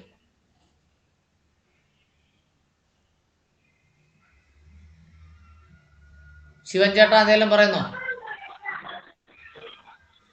നമ്മുടെ ചന്ദ്രൻ ചേട്ടൻ ഓണാക്കിയിട്ടുണ്ട്. യെസ് പറഞ്ഞോളൂ സാർ. എന്റെ പേര് ശരിക്കും കണ്ടു ചന്ദ്രൻ എന്നാണ്. കണ്ടു എന്ന് പറയുന്നത് എന്റെ അച്ഛന്റെ പേരാണ്. അങ്ങനെ കണ്ടു ചന്ദ്രനാണ്, കൊച്ചു ചന്ദ്രനല്ല. പിന്നെ എനിക്ക് പറയാനുള്ളത് സാർ, ജാതിയുടെ ഒരു ഡെഫിനിഷൻ പറഞ്ഞു, അത് ഒരു ജഡ്ജ് പറയുന്നത്. പക്ഷെ അത് നമ്മുടെ ശരിക്ക് കോൺസ്റ്റിറ്റ്യൂഷനിൽ എന്താണോ പറഞ്ഞിട്ടുള്ളത് അത് തന്നെയാണോ ആ പറഞ്ഞതെന്നാണ് ഞാൻ ചോദിക്കുന്നത്. അതെ, ഒരു ജഡ്ജിന്റെ സ്വന്തമായ ഒരു വിവരണമായിരുന്നു എന്നാണ്. ജഡ്ജിന്റെ ഒരു വിവരണം, ജാതിയെ കുറിച്ച് ജഡ്ജിന്റെ വിവരണമാണ് പറഞ്ഞിട്ടുള്ളത്. അല്ലാതെ എന്താണ് ജാതി എന്നുള്ള ഡെഫിനിഷൻ അല്ല. അപ്പൊ ശരി, അല്ല. അപ്പൊ പിന്നെ അങ്ങനെ പറയാൻ, അങ്ങനെ ഒരാൾ പറഞ്ഞത് പിന്നെ കോട്ട് ചെയ്തിട്ട് അങ്ങനെ പറയാൻ ആർക്കും അധികാരമില്ല. അതൊരു നിയമത്തിന്റെ വശമാക്കാനും പാടില്ല. അത് ശരി. പിന്നെ പിന്നെ പിന്നെ നമ്മൾ ഇപ്പം സംസാരിച്ചുകൊണ്ടിരിക്കുന്നതില് ഇപ്പം ഇതുപോലെ ക്രീമി നമ്മൾ പട്ടികജാതിക്കാരിൽ ക്രീമി ലെയർ ആക്കരുതെന്ന് പറഞ്ഞു എന്നുള്ളതും നമ്മൾ കഴിഞ്ഞ ദിവസങ്ങളിൽ പറഞ്ഞു. ഇന്നും അത് തന്നെയാണ് പറയുന്നതെങ്കിലും ഇന്നിപ്പം നമ്മൾ ബാക്ക്വേർഡ് ക്ലാസിന്റെ അല്ലെങ്കിൽ മറ്റൊരു വിധിയുടെ ഭാഗങ്ങളാണ്. അതിൽ ഇവർ പറഞ്ഞ അഭിപ്രായങ്ങൾ അടിവരയിട്ട് പലയിടത്തും പറഞ്ഞത് അത് അങ്ങനൊക്കെ പറഞ്ഞാലും അതിലൊരു ജഡ്ജ്മെന്റിൽ എന്ത് പറയുന്നു എന്നുള്ളതല്ലേ. ആ ജഡ്ജ്മെന്റല്ലേ അടുത്തതിലേക്ക് കോട്ട് ചെയ്യാൻ പാടുള്ളൂ. അല്ലെങ്കിൽ ഇന്നടത്തൊക്കെ ഇന്നതൊക്കെ പറഞ്ഞിട്ടുണ്ടെന്ന് പറഞ്ഞു അങ്ങനെ ചെയ്യാമോ? പിന്നെ അതുപോലെ ഇവിടെ ഇന്ത്യയിലെ ഒരു കാര്യം തീരുമാനിക്കാൻ വേണ്ടി, ഒരു ജാതിയുടെ അല്ലെങ്കിൽ വർഗത്തിന്റെ കാര്യം തീരുമാനിക്കാൻ വേണ്ടി ഒരു US ഒരു വിധിയുടെ ഒരു കോട്ട് ഇതിൽ കോട്ട് ചെയ്തിട്ടുണ്ട്. അത് നമുക്ക് അങ്ങനെ ബാധകമാണോ? അങ്ങനൊക്കെ ചെയ്യാറുണ്ട്. അമേരിക്കൻ കോടതി പോലും ഇന്ത്യയിലെ കോടതിയിലെ ജഡ്ജിമെന്റുകൾ കോട്ട് ചെയ്ത് ചർച്ച ചെയ്യാറുണ്ട്. ബ്രിട്ടീഷ് കോടതിയുടെ ജഡ്ജിമെന്റുകൾ നമ്മുടെ ഇവിടെ മുനിസിപ്പൽ മജിസ്ട്രേറ്റ് കോടതി പോലും കോട്ട് ചെയ്യാറുണ്ട്. അത് ശരി. സിവിൽ കേസിൽ പോലും അങ്ങനെ ചെയ്യാറുണ്ട്, പിന്നല്ലേ ഭരണഘടനാ കേസ്. പിന്നെ നമ്മൾ ഇതിൽ ഒരു സിംഗിൾ ജഡ്ജ് പറയുന്ന വിധികളുണ്ട്. പിന്നെ നമ്മൾ ഓരോ വിധികളും പിന്നെ വരുന്നതിന് മുന്നിലേക്ക് പുറകിലുള്ളതിന് അതിന് പ്രാതിനിധ്യം ഉണ്ടോ എന്നുള്ളതാണ്. അതായത് അതൊക്കെ കഴിഞ്ഞിട്ട് വരുന്ന ഇതില് പഴയതൊരെണ്ണം കോട്ട് ചെയ്തുകൊണ്ട് ഇങ്ങനെ അവിടെ പറഞ്ഞിട്ടുണ്ടെന്ന് പറയുന്നത് ശരിയാണോ?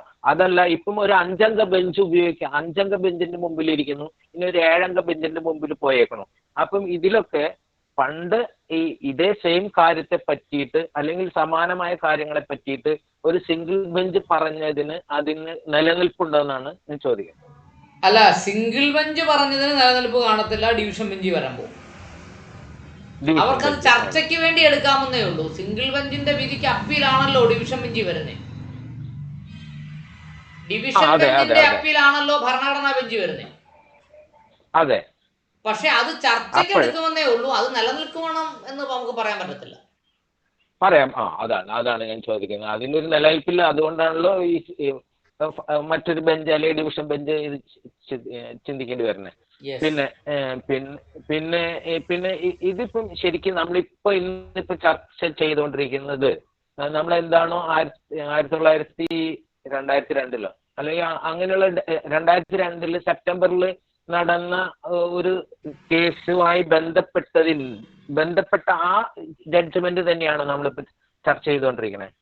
ഇപ്പൊ അവസാനമായി സുപ്രീം കോടതി പുറപ്പെടുവിച്ചതും 7 അംഗ ബെഞ്ചിലേക്ക് പോയതുമായ ജഡ്ജ്മെന്റ് ആണ് നമ്മൾ ചർച്ച ചെയ്തുകൊണ്ടിരിക്കുന്നത്.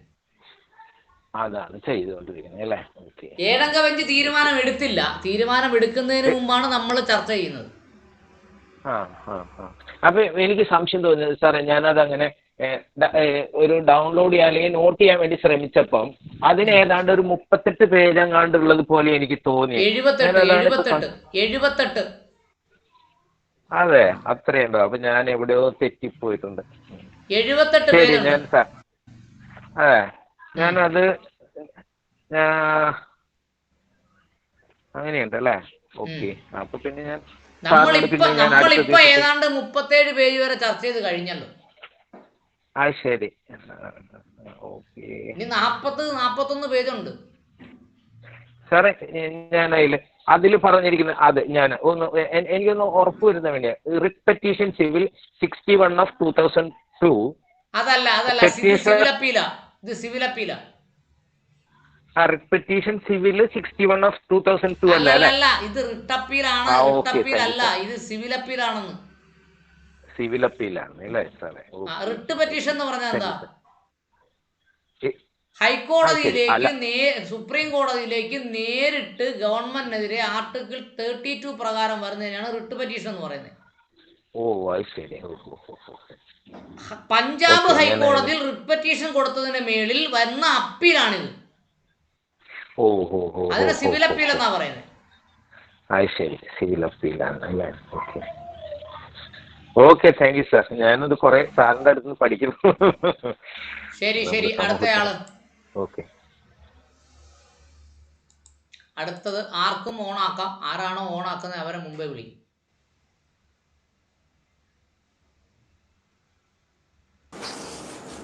രാജൻ സാർ പറയൂ. മനസ്സിലായോ?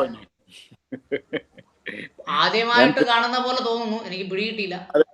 ഞാനും പിന്നെ ആദ്യമായിട്ടാണെന്ന് പറയാം. ഞാൻ ഈ വ്യവഹാര മേഖലയിലുള്ള ഒരാളല്ല. ഒരു കാര്യം ചെയ്യണം, കണ്ണട വരെ കാണുന്നുള്ളൂ, മുകളിലേക്ക് കാണുന്നില്ല, കുറച്ച് ഇന്ന് ചരിച്ചു പോയി. റൈറ്റ്, ഇപ്പൊ കൊള്ളാം, കുഴപ്പമില്ലല്ലോ. പുറകോട്ടിരുന്നാ മതി, കുറച്ചും പുറകോട്ടിരിക്കും. കേൾക്കുന്നുണ്ടല്ലോ? കേൾക്കുന്നുണ്ട്. എങ്കിലും ആളെ കാണണമല്ലോ. പറയൂ. വളരെ നന്നായിരിക്കുന്നു നിങ്ങളുടെ വിശദീകരണം. യഥാർത്ഥത്തില് ഈ സുപ്രീം കോടതി ജഡ്ജിമെന്റുകളിൽ എൻ്റെ ഒരു തെറ്റിദ്ധാരണ ഞാൻ മാറ്റുന്നത്, ഇന്ത്യയിലെ ജാതി വ്യവസ്ഥയെക്കുറിച്ചും ജാതി വ്യവസ്ഥയ്ക്കുള്ളിൽ ഇൻവോൾവ് ആയിരിക്കുന്ന ബാക്ക്വേർഡ്നെസ്സിനെ കുറിച്ചും, റിയൽ ബാക്ക്വേർഡ്നെസ്സിനെ കുറിച്ചും ജഡ്ജിമാരൊക്കെ ബോധവാന്മാരാണ് എന്നുള്ള തരത്തിലാണ് ഈ ഒരു ജഡ്ജ്മെന്റ് ഇപ്പോൾ ഒരു അരമണിക്കൂറിന് മുമ്പ് നിങ്ങളെ വിശദീകരിച്ചപ്പം കണ്ടത്. ആ ബാക്ക്വേർഡ്നെസ് ഇപ്പോഴും സ്ഥിരമായി ശാശ്വതമായി നിൽക്കുന്നു എന്നുള്ളതാണ്. അത് കേൾക്കാനൊരു സുഖമുണ്ട്, ജഡ്ജിമാർ തന്നെ അങ്ങനെ അസസ് ചെയ്യുന്നത്. മനസ്സിലായില്ലേ? നമ്മളെയൊക്കെ ധാരണ പല വിധികൾ വരുമ്പോഴും നമ്മൾ കാണുന്നത് ഇവരൊക്കെ ഈ കഷ്ടപ്പാടുകളും നമ്മുടെ പ്രയാസങ്ങളും അനുഭവിക്കാത്ത ആളുകളാണ് ദന്തഗോപുരത്തിലിരുന്ന് ഇങ്ങനെയുള്ള വിധികൾ പ്രഖ്യാപിക്കുന്നതെന്നൊക്കെയുള്ള ഒരു ധാരണയാണ് നമുക്കുള്ളത്. പക്ഷേ ഈ വിധിക്കകത്ത് വളരെ സ്പഷ്ടമായി പറയുന്നു ഈ ആളുകൾക്ക് ശാശ്വതമായ ഒരു തരം ബാക്ക്വേർഡ്നെസ് ആണ് ഉള്ളതെന്നുള്ളത്. അല്ലേ? ശരിയല്ലേ? അപ്പൊ അത് വാസ്തവത്തിൽ നമ്മളൊക്കെ അറിയുന്നത് വളരെ നല്ലതാണ്. ഈ എന്തൊക്കെ വന്നാലും ഈ ക്രീമി ലെയർ പോലെയുള്ള കാര്യങ്ങളിലേക്ക് പട്ടികജാതിക്കാരനെയും കൂടെ കൊണ്ടുവരിക എന്നൊക്കെ പറഞ്ഞു കഴിഞ്ഞാൽ നമ്മുടെ സമൂഹം ഇന്ന് അനുഭവിക്കുന്നതിനേക്കാൾ എത്രയോ ഭീകരമായ ഒരു അവസ്ഥയിലേക്കായിരിക്കും നമ്മളൊക്കെ പോകാൻ പോകുന്നത് എന്നുള്ളതാണ് ആലോചിക്കുന്നത്. വളരെ നന്നായിരിക്കും നിങ്ങളുടെ വിശദീകരണങ്ങൾ. ഇതിന്റെ ഞാൻ ആദ്യമായിട്ടാണ് ഇതിനകത്ത് കയറുന്നത്. ഇനി ഒരു അരമണിക്കൂറേ ആയിട്ടുള്ളൂ. ഞാൻ ഇങ്ങനെ കാഷ്വലായി കണ്ടപ്പോൾ ഒന്ന് കയറിയതാണ്. അപ്പൊ നിങ്ങളെ ഒന്ന് അഭിനന്ദിക്കാൻ വേണ്ടിയാണ് ഞാൻ വിളിച്ചത്. ബാക്കി കേസിന്റെ കാര്യങ്ങളെ കുറിച്ച് അടുത്തതിൽ ഞാൻ നാളെ ഉണ്ടാവുമല്ലോ. നാളെ ഉണ്ടാവും 8 മണിക്ക്. 8 മണിക്ക് കയറാം. ഇതിനെ കുറിച്ച് കൂടുതൽ അറിയാനും പഠിക്കാനും. ഗീതാനന്ദ സാറിന്റെ ലിങ്ക് കിട്ടിയതാണോ ഇത്? ഗീതാനന്ദനല്ല, നമ്മുടെ ഒരു ജോഷിയൊക്കെ ഉണ്ടല്ലോ നമ്മുടെ. മനസ്സിലായി. ഞാൻ തിരുവനന്തപുരത്ത് നിന്നാണ് അറ്റൻഡ് ചെയ്യുന്നത്. എനിക്ക് മനസ്സിലായി. ഇപ്പൊ എനിക്ക് ആളെ മനസ്സിലായി, ലിങ്കും മനസ്സിലായി. ഞാൻ പൊതുവിദ്യാഭ്യാസ ഡയറക്ടറുടെ ചാർജിലിരുന്ന് റിട്ടയർ ചെയ്ത ആളാണ്. പിന്നെ ചെറിയ തോതിലുള്ള വായനയും എഴുത്തും ഒക്കെ ആയിട്ട് ഇങ്ങനെയൊക്കെ കഴിയാണ്. Interested in this topic. അതുകൊണ്ട് വളരെ ബാലൻ അല്ലേ? ബാലൻചന്ദ്രനോ? ബാലൻചന്ദ്രൻ എന്റെ അച്ഛന്റെ പേരാണ് ബാലേന്ദ്രൻ. ഓക്കെ. അപ്പൊ വക്കീലിന്റെ പേരെന്താണ്? അപ്പൊ പ്രസന്നൻ, ബാലപ്രസന്നൻ. നിങ്ങൾ കൊച്ചിയിലല്ലേ? ഞാൻ എറണാകുളത്ത്. വളരെ സന്തോഷം. ഡോക്ടർ ബാലൻ ഉണ്ടല്ലോ, ഒരു ഇൻകം ടാക്സിൽ നിന്ന് റിട്ടയർ ചെയ്ത ബാലൻ സാർ. ഇൻകം ടാക്സ് അല്ല, പുള്ളി മറ്റേ എക്സൈസ്. ഞങ്ങളൊക്കെയാണ് ഒരുമിച്ച് ഇവിടെ നിൽക്കുന്നത്. ഇവിടെ നമ്മുടെ അംബേദ്കർ. അടുത്ത ആരാണ് ആദ്യം മൈക്ക് ഓൺ ആക്കുന്നത്? എല്ലാവർക്കും സംസാരിക്കാൻ അവസരം തരുന്നതായിരിക്കും. ആദ്യം മൈക്ക് ഓൺ ആക്കുന്ന ആൾ ആദ്യം സംസാരിക്കട്ടെ.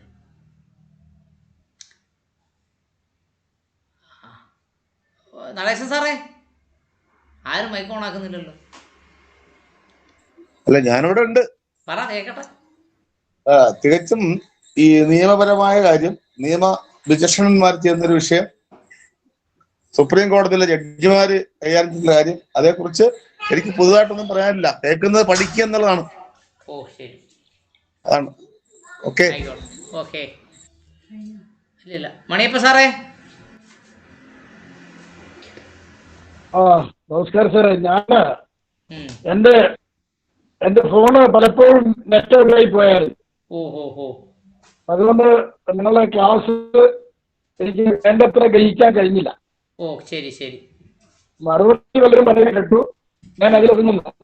ശരി ശരി ഓക്കെ. ഓക്കെ. ശൈലജൻ ആദ്യമായിട്ട് വരുവാന്ന് തോന്നുന്നു. ഒന്ന് പറഞ്ഞേ, എന്താ കേട്ടതിൻ്റെ കാര്യങ്ങൾ, എന്തെങ്കിലും അഭിപ്രായം ഇവിടെ കേൾക്കട്ടെ.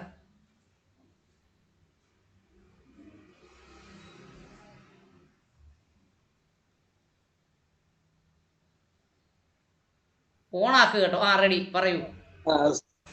സാറേ ഞാനേ പിന്നെ 2 മിനിറ്റ് ആയിട്ടുള്ളൂ സാറേ വന്നത്. ഓഹോ, അപ്പൊ ഒന്നും കേട്ടില്ല. ഞാൻ സാറ് ഇതെല്ലാം കഴിഞ്ഞപ്പോഴാണ് ഞാൻ വന്നത്. ആദ്യം വന്നിട്ടുണ്ടായിരുന്നു, അതിനുശേഷം പിന്നെ ഇപ്പൊ 2 മിനിറ്റ് ആയിട്ടുള്ളൂ വന്നത്. എന്തായാലും നാളെ ഞാൻ ശ്രദ്ധിച്ച് കേൾക്കും. നാളെ എന്റെ അഭിപ്രായം പറയാം. 8 മണി. നാളെ തീർച്ചയായിട്ടും കേൾക്കും. Okay sir. ശരി.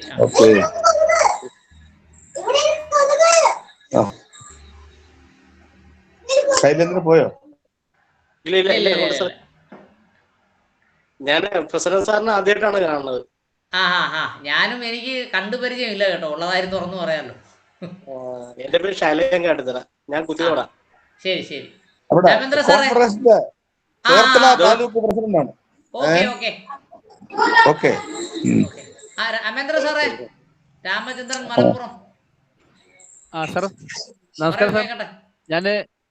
ഞാൻ കാര്യങ്ങൾ കേട്ടു.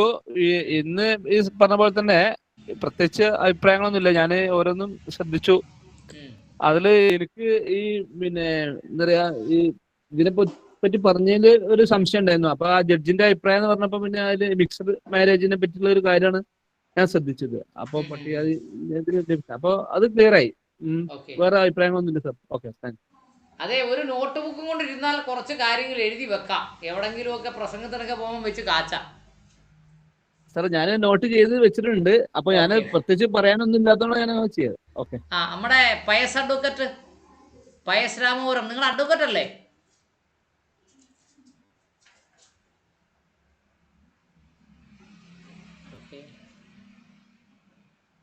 രാജൻ സാറ് പറഞ്ഞു. രാഘവേട്ട, കണ്ണൂർ രാഘവേട്ടൻ, രാഘവൻ കെ.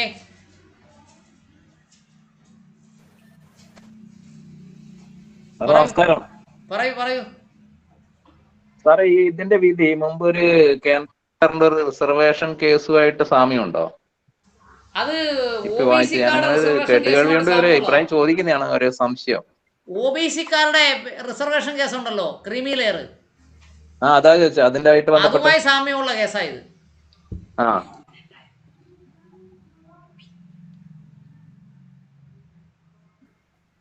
OBC-ക്ക് വന്ന റിസർവേഷൻ കേസുമായി നമ്മളെ കൂട്ടിക്കെട്ടി നമുക്ക് ക്രീമി ലെയർ അനുവദിക്കുക എന്ന് പറയുന്നതാണ് അവരുടെ പരിപാടി.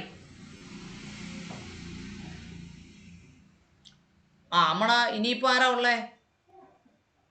നമ്മുടെ ശിവദാസേട്ടാ, പാലക്കാട്. പറ കേക്കട്ടെ. സാറേ, ഞാൻ ഒരു 2 മിനിറ്റ് ഞാൻ കാണാൻ പറ്റുള്ളൂ. കൂടുതൽ എനിക്ക് പിന്നെ സംസാരിക്കാൻ ഇവിടെ ഭയങ്കര മഴയാണ്, ക്ലിയർ ആവണില്ല സാറേ. ഇവിടെ മഴയായിരുന്നു. ഇതിന്റെ സൗണ്ട് കാരണം കേൾക്കാൻ പറ്റുന്നില്ല. ശരി. നാളെ നേരത്തെ കയറാം. ഓക്കെ. അനുജിത്ത് ലൈനിലുണ്ടോ? അനുജിത്ത് പറഞ്ഞതാണോ?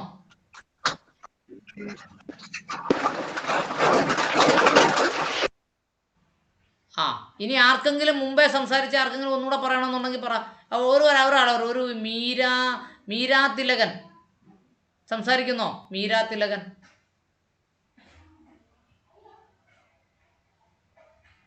ഇല്ല, റെസ്പോൺസ് ഒന്നും കാണുന്നില്ല. അനുജിത്ത് സംസാരിക്കുന്നോ? ഇല്ല. ഇനി ആദ്യം പറഞ്ഞ ആർക്കെങ്കിലും എന്തെങ്കിലും പറയാനുണ്ടെങ്കിൽ കേൾക്കാം.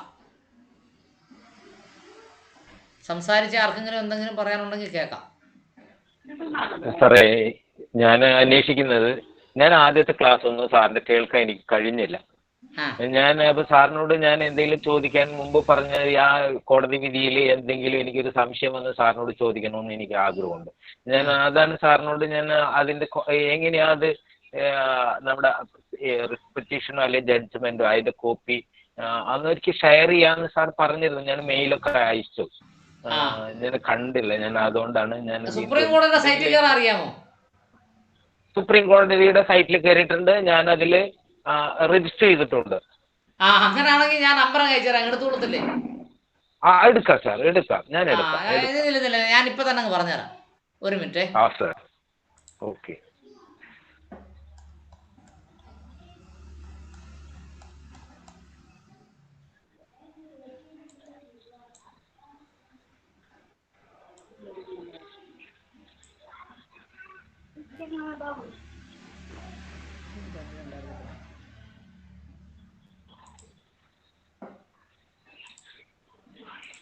Civil appeal number 23/17/2011. 23/17/2011 civil appeal 2017. Supreme കോടതി സൈറ്റിൽ കയറി ഡൗൺലോഡ് ചെയ്താൽ മതി. 87 പേജുണ്ട് സിവിൽ അപ്പീൽ. 87 അല്ല 78 പേജ്. വേറെ ഇനി നമ്പർ ഒന്നും വേണ്ട. Civil appeal 23/17/2011 civil appeal. 23/17 ആണ് നമ്പർ. ഓക്കെ ഓക്കെ ശരി. 2011 വർഷം. 2011 വർഷം. 2011. അത് 78 പേജ് ഉണ്ട്. അത് പ്രിന്റ് എടുക്കുമ്പോ അപ്പൊ തന്നെ സ്പൈറൽ ബൈൻഡ് ചെയ്തിട്ടേ വീട്ടിൽ കൊണ്ടുപോകാവൂ. Okay sir. അല്ലെങ്കിൽ അവിടെ ഇവിടെ കൊണ്ടിട്ടത് നശിച്ചു. Okay okay okay. ഞാൻ അങ്ങനെ ചെയ്യുന്നത്, സ്പൈറൽ ബൈൻഡ് ചെയ്ത് വീട്ടിൽ വെച്ചേക്കും, പിന്നെ നമുക്ക് സൗകര്യത്തിന് പഠിച്ചാൽ മതിയല്ലോ. വേറൊന്നും പറയാല്ലേ, നിർത്തിക്കളെ. വേറെ ആരും ഇല്ല, ഒന്നും പറയുന്നില്ല, നിർത്താം. അപ്പൊ ഗുഡ് നൈറ്റ്. Good night. ആരെങ്കിലും എന്തെങ്കിലും പറയുന്നോ? സാറേ, ഈ ജഡ്ജ്മെന്റ് പോലുള്ള കാര്യങ്ങളെ സുപ്രീം കോടതി നിന്നാണെങ്കിലും ഹൈക്കോടതി നിന്നാണ് എടുക്കണമെങ്കിൽ അതെങ്ങനെയാ രജിസ്റ്റർ ചെയ്യണമെന്ന് പറയാം. ആദ്യം നിങ്ങൾ സുപ്രീം കോടതി ഹൈക്കോടതി സൈറ്റിൽ പോയിട്ട് നിങ്ങളുടെ ID കാർഡ് വെച്ച് ഐഡിയും പാസ്വേഡും വെച്ച് രജിസ്റ്റർ ചെയ്യണം. നിങ്ങൾ ഒരു ദിവസം ഐഡിയും പാസ്വേഡും ഒക്കെ ആയിട്ട് വാ, ഞാൻ ഹൈക്കോടതിയിൽ നിന്ന് രജിസ്റ്റർ ചെയ്ത് തരാം. നിങ്ങൾ ആലപ്പുഴയല്ലേ താമസം? ഓക്കെ ഓക്കെ, വരാം. ശരി, വേറെ ഒന്നും പറയില്ലല്ലോ. ഇല്ല.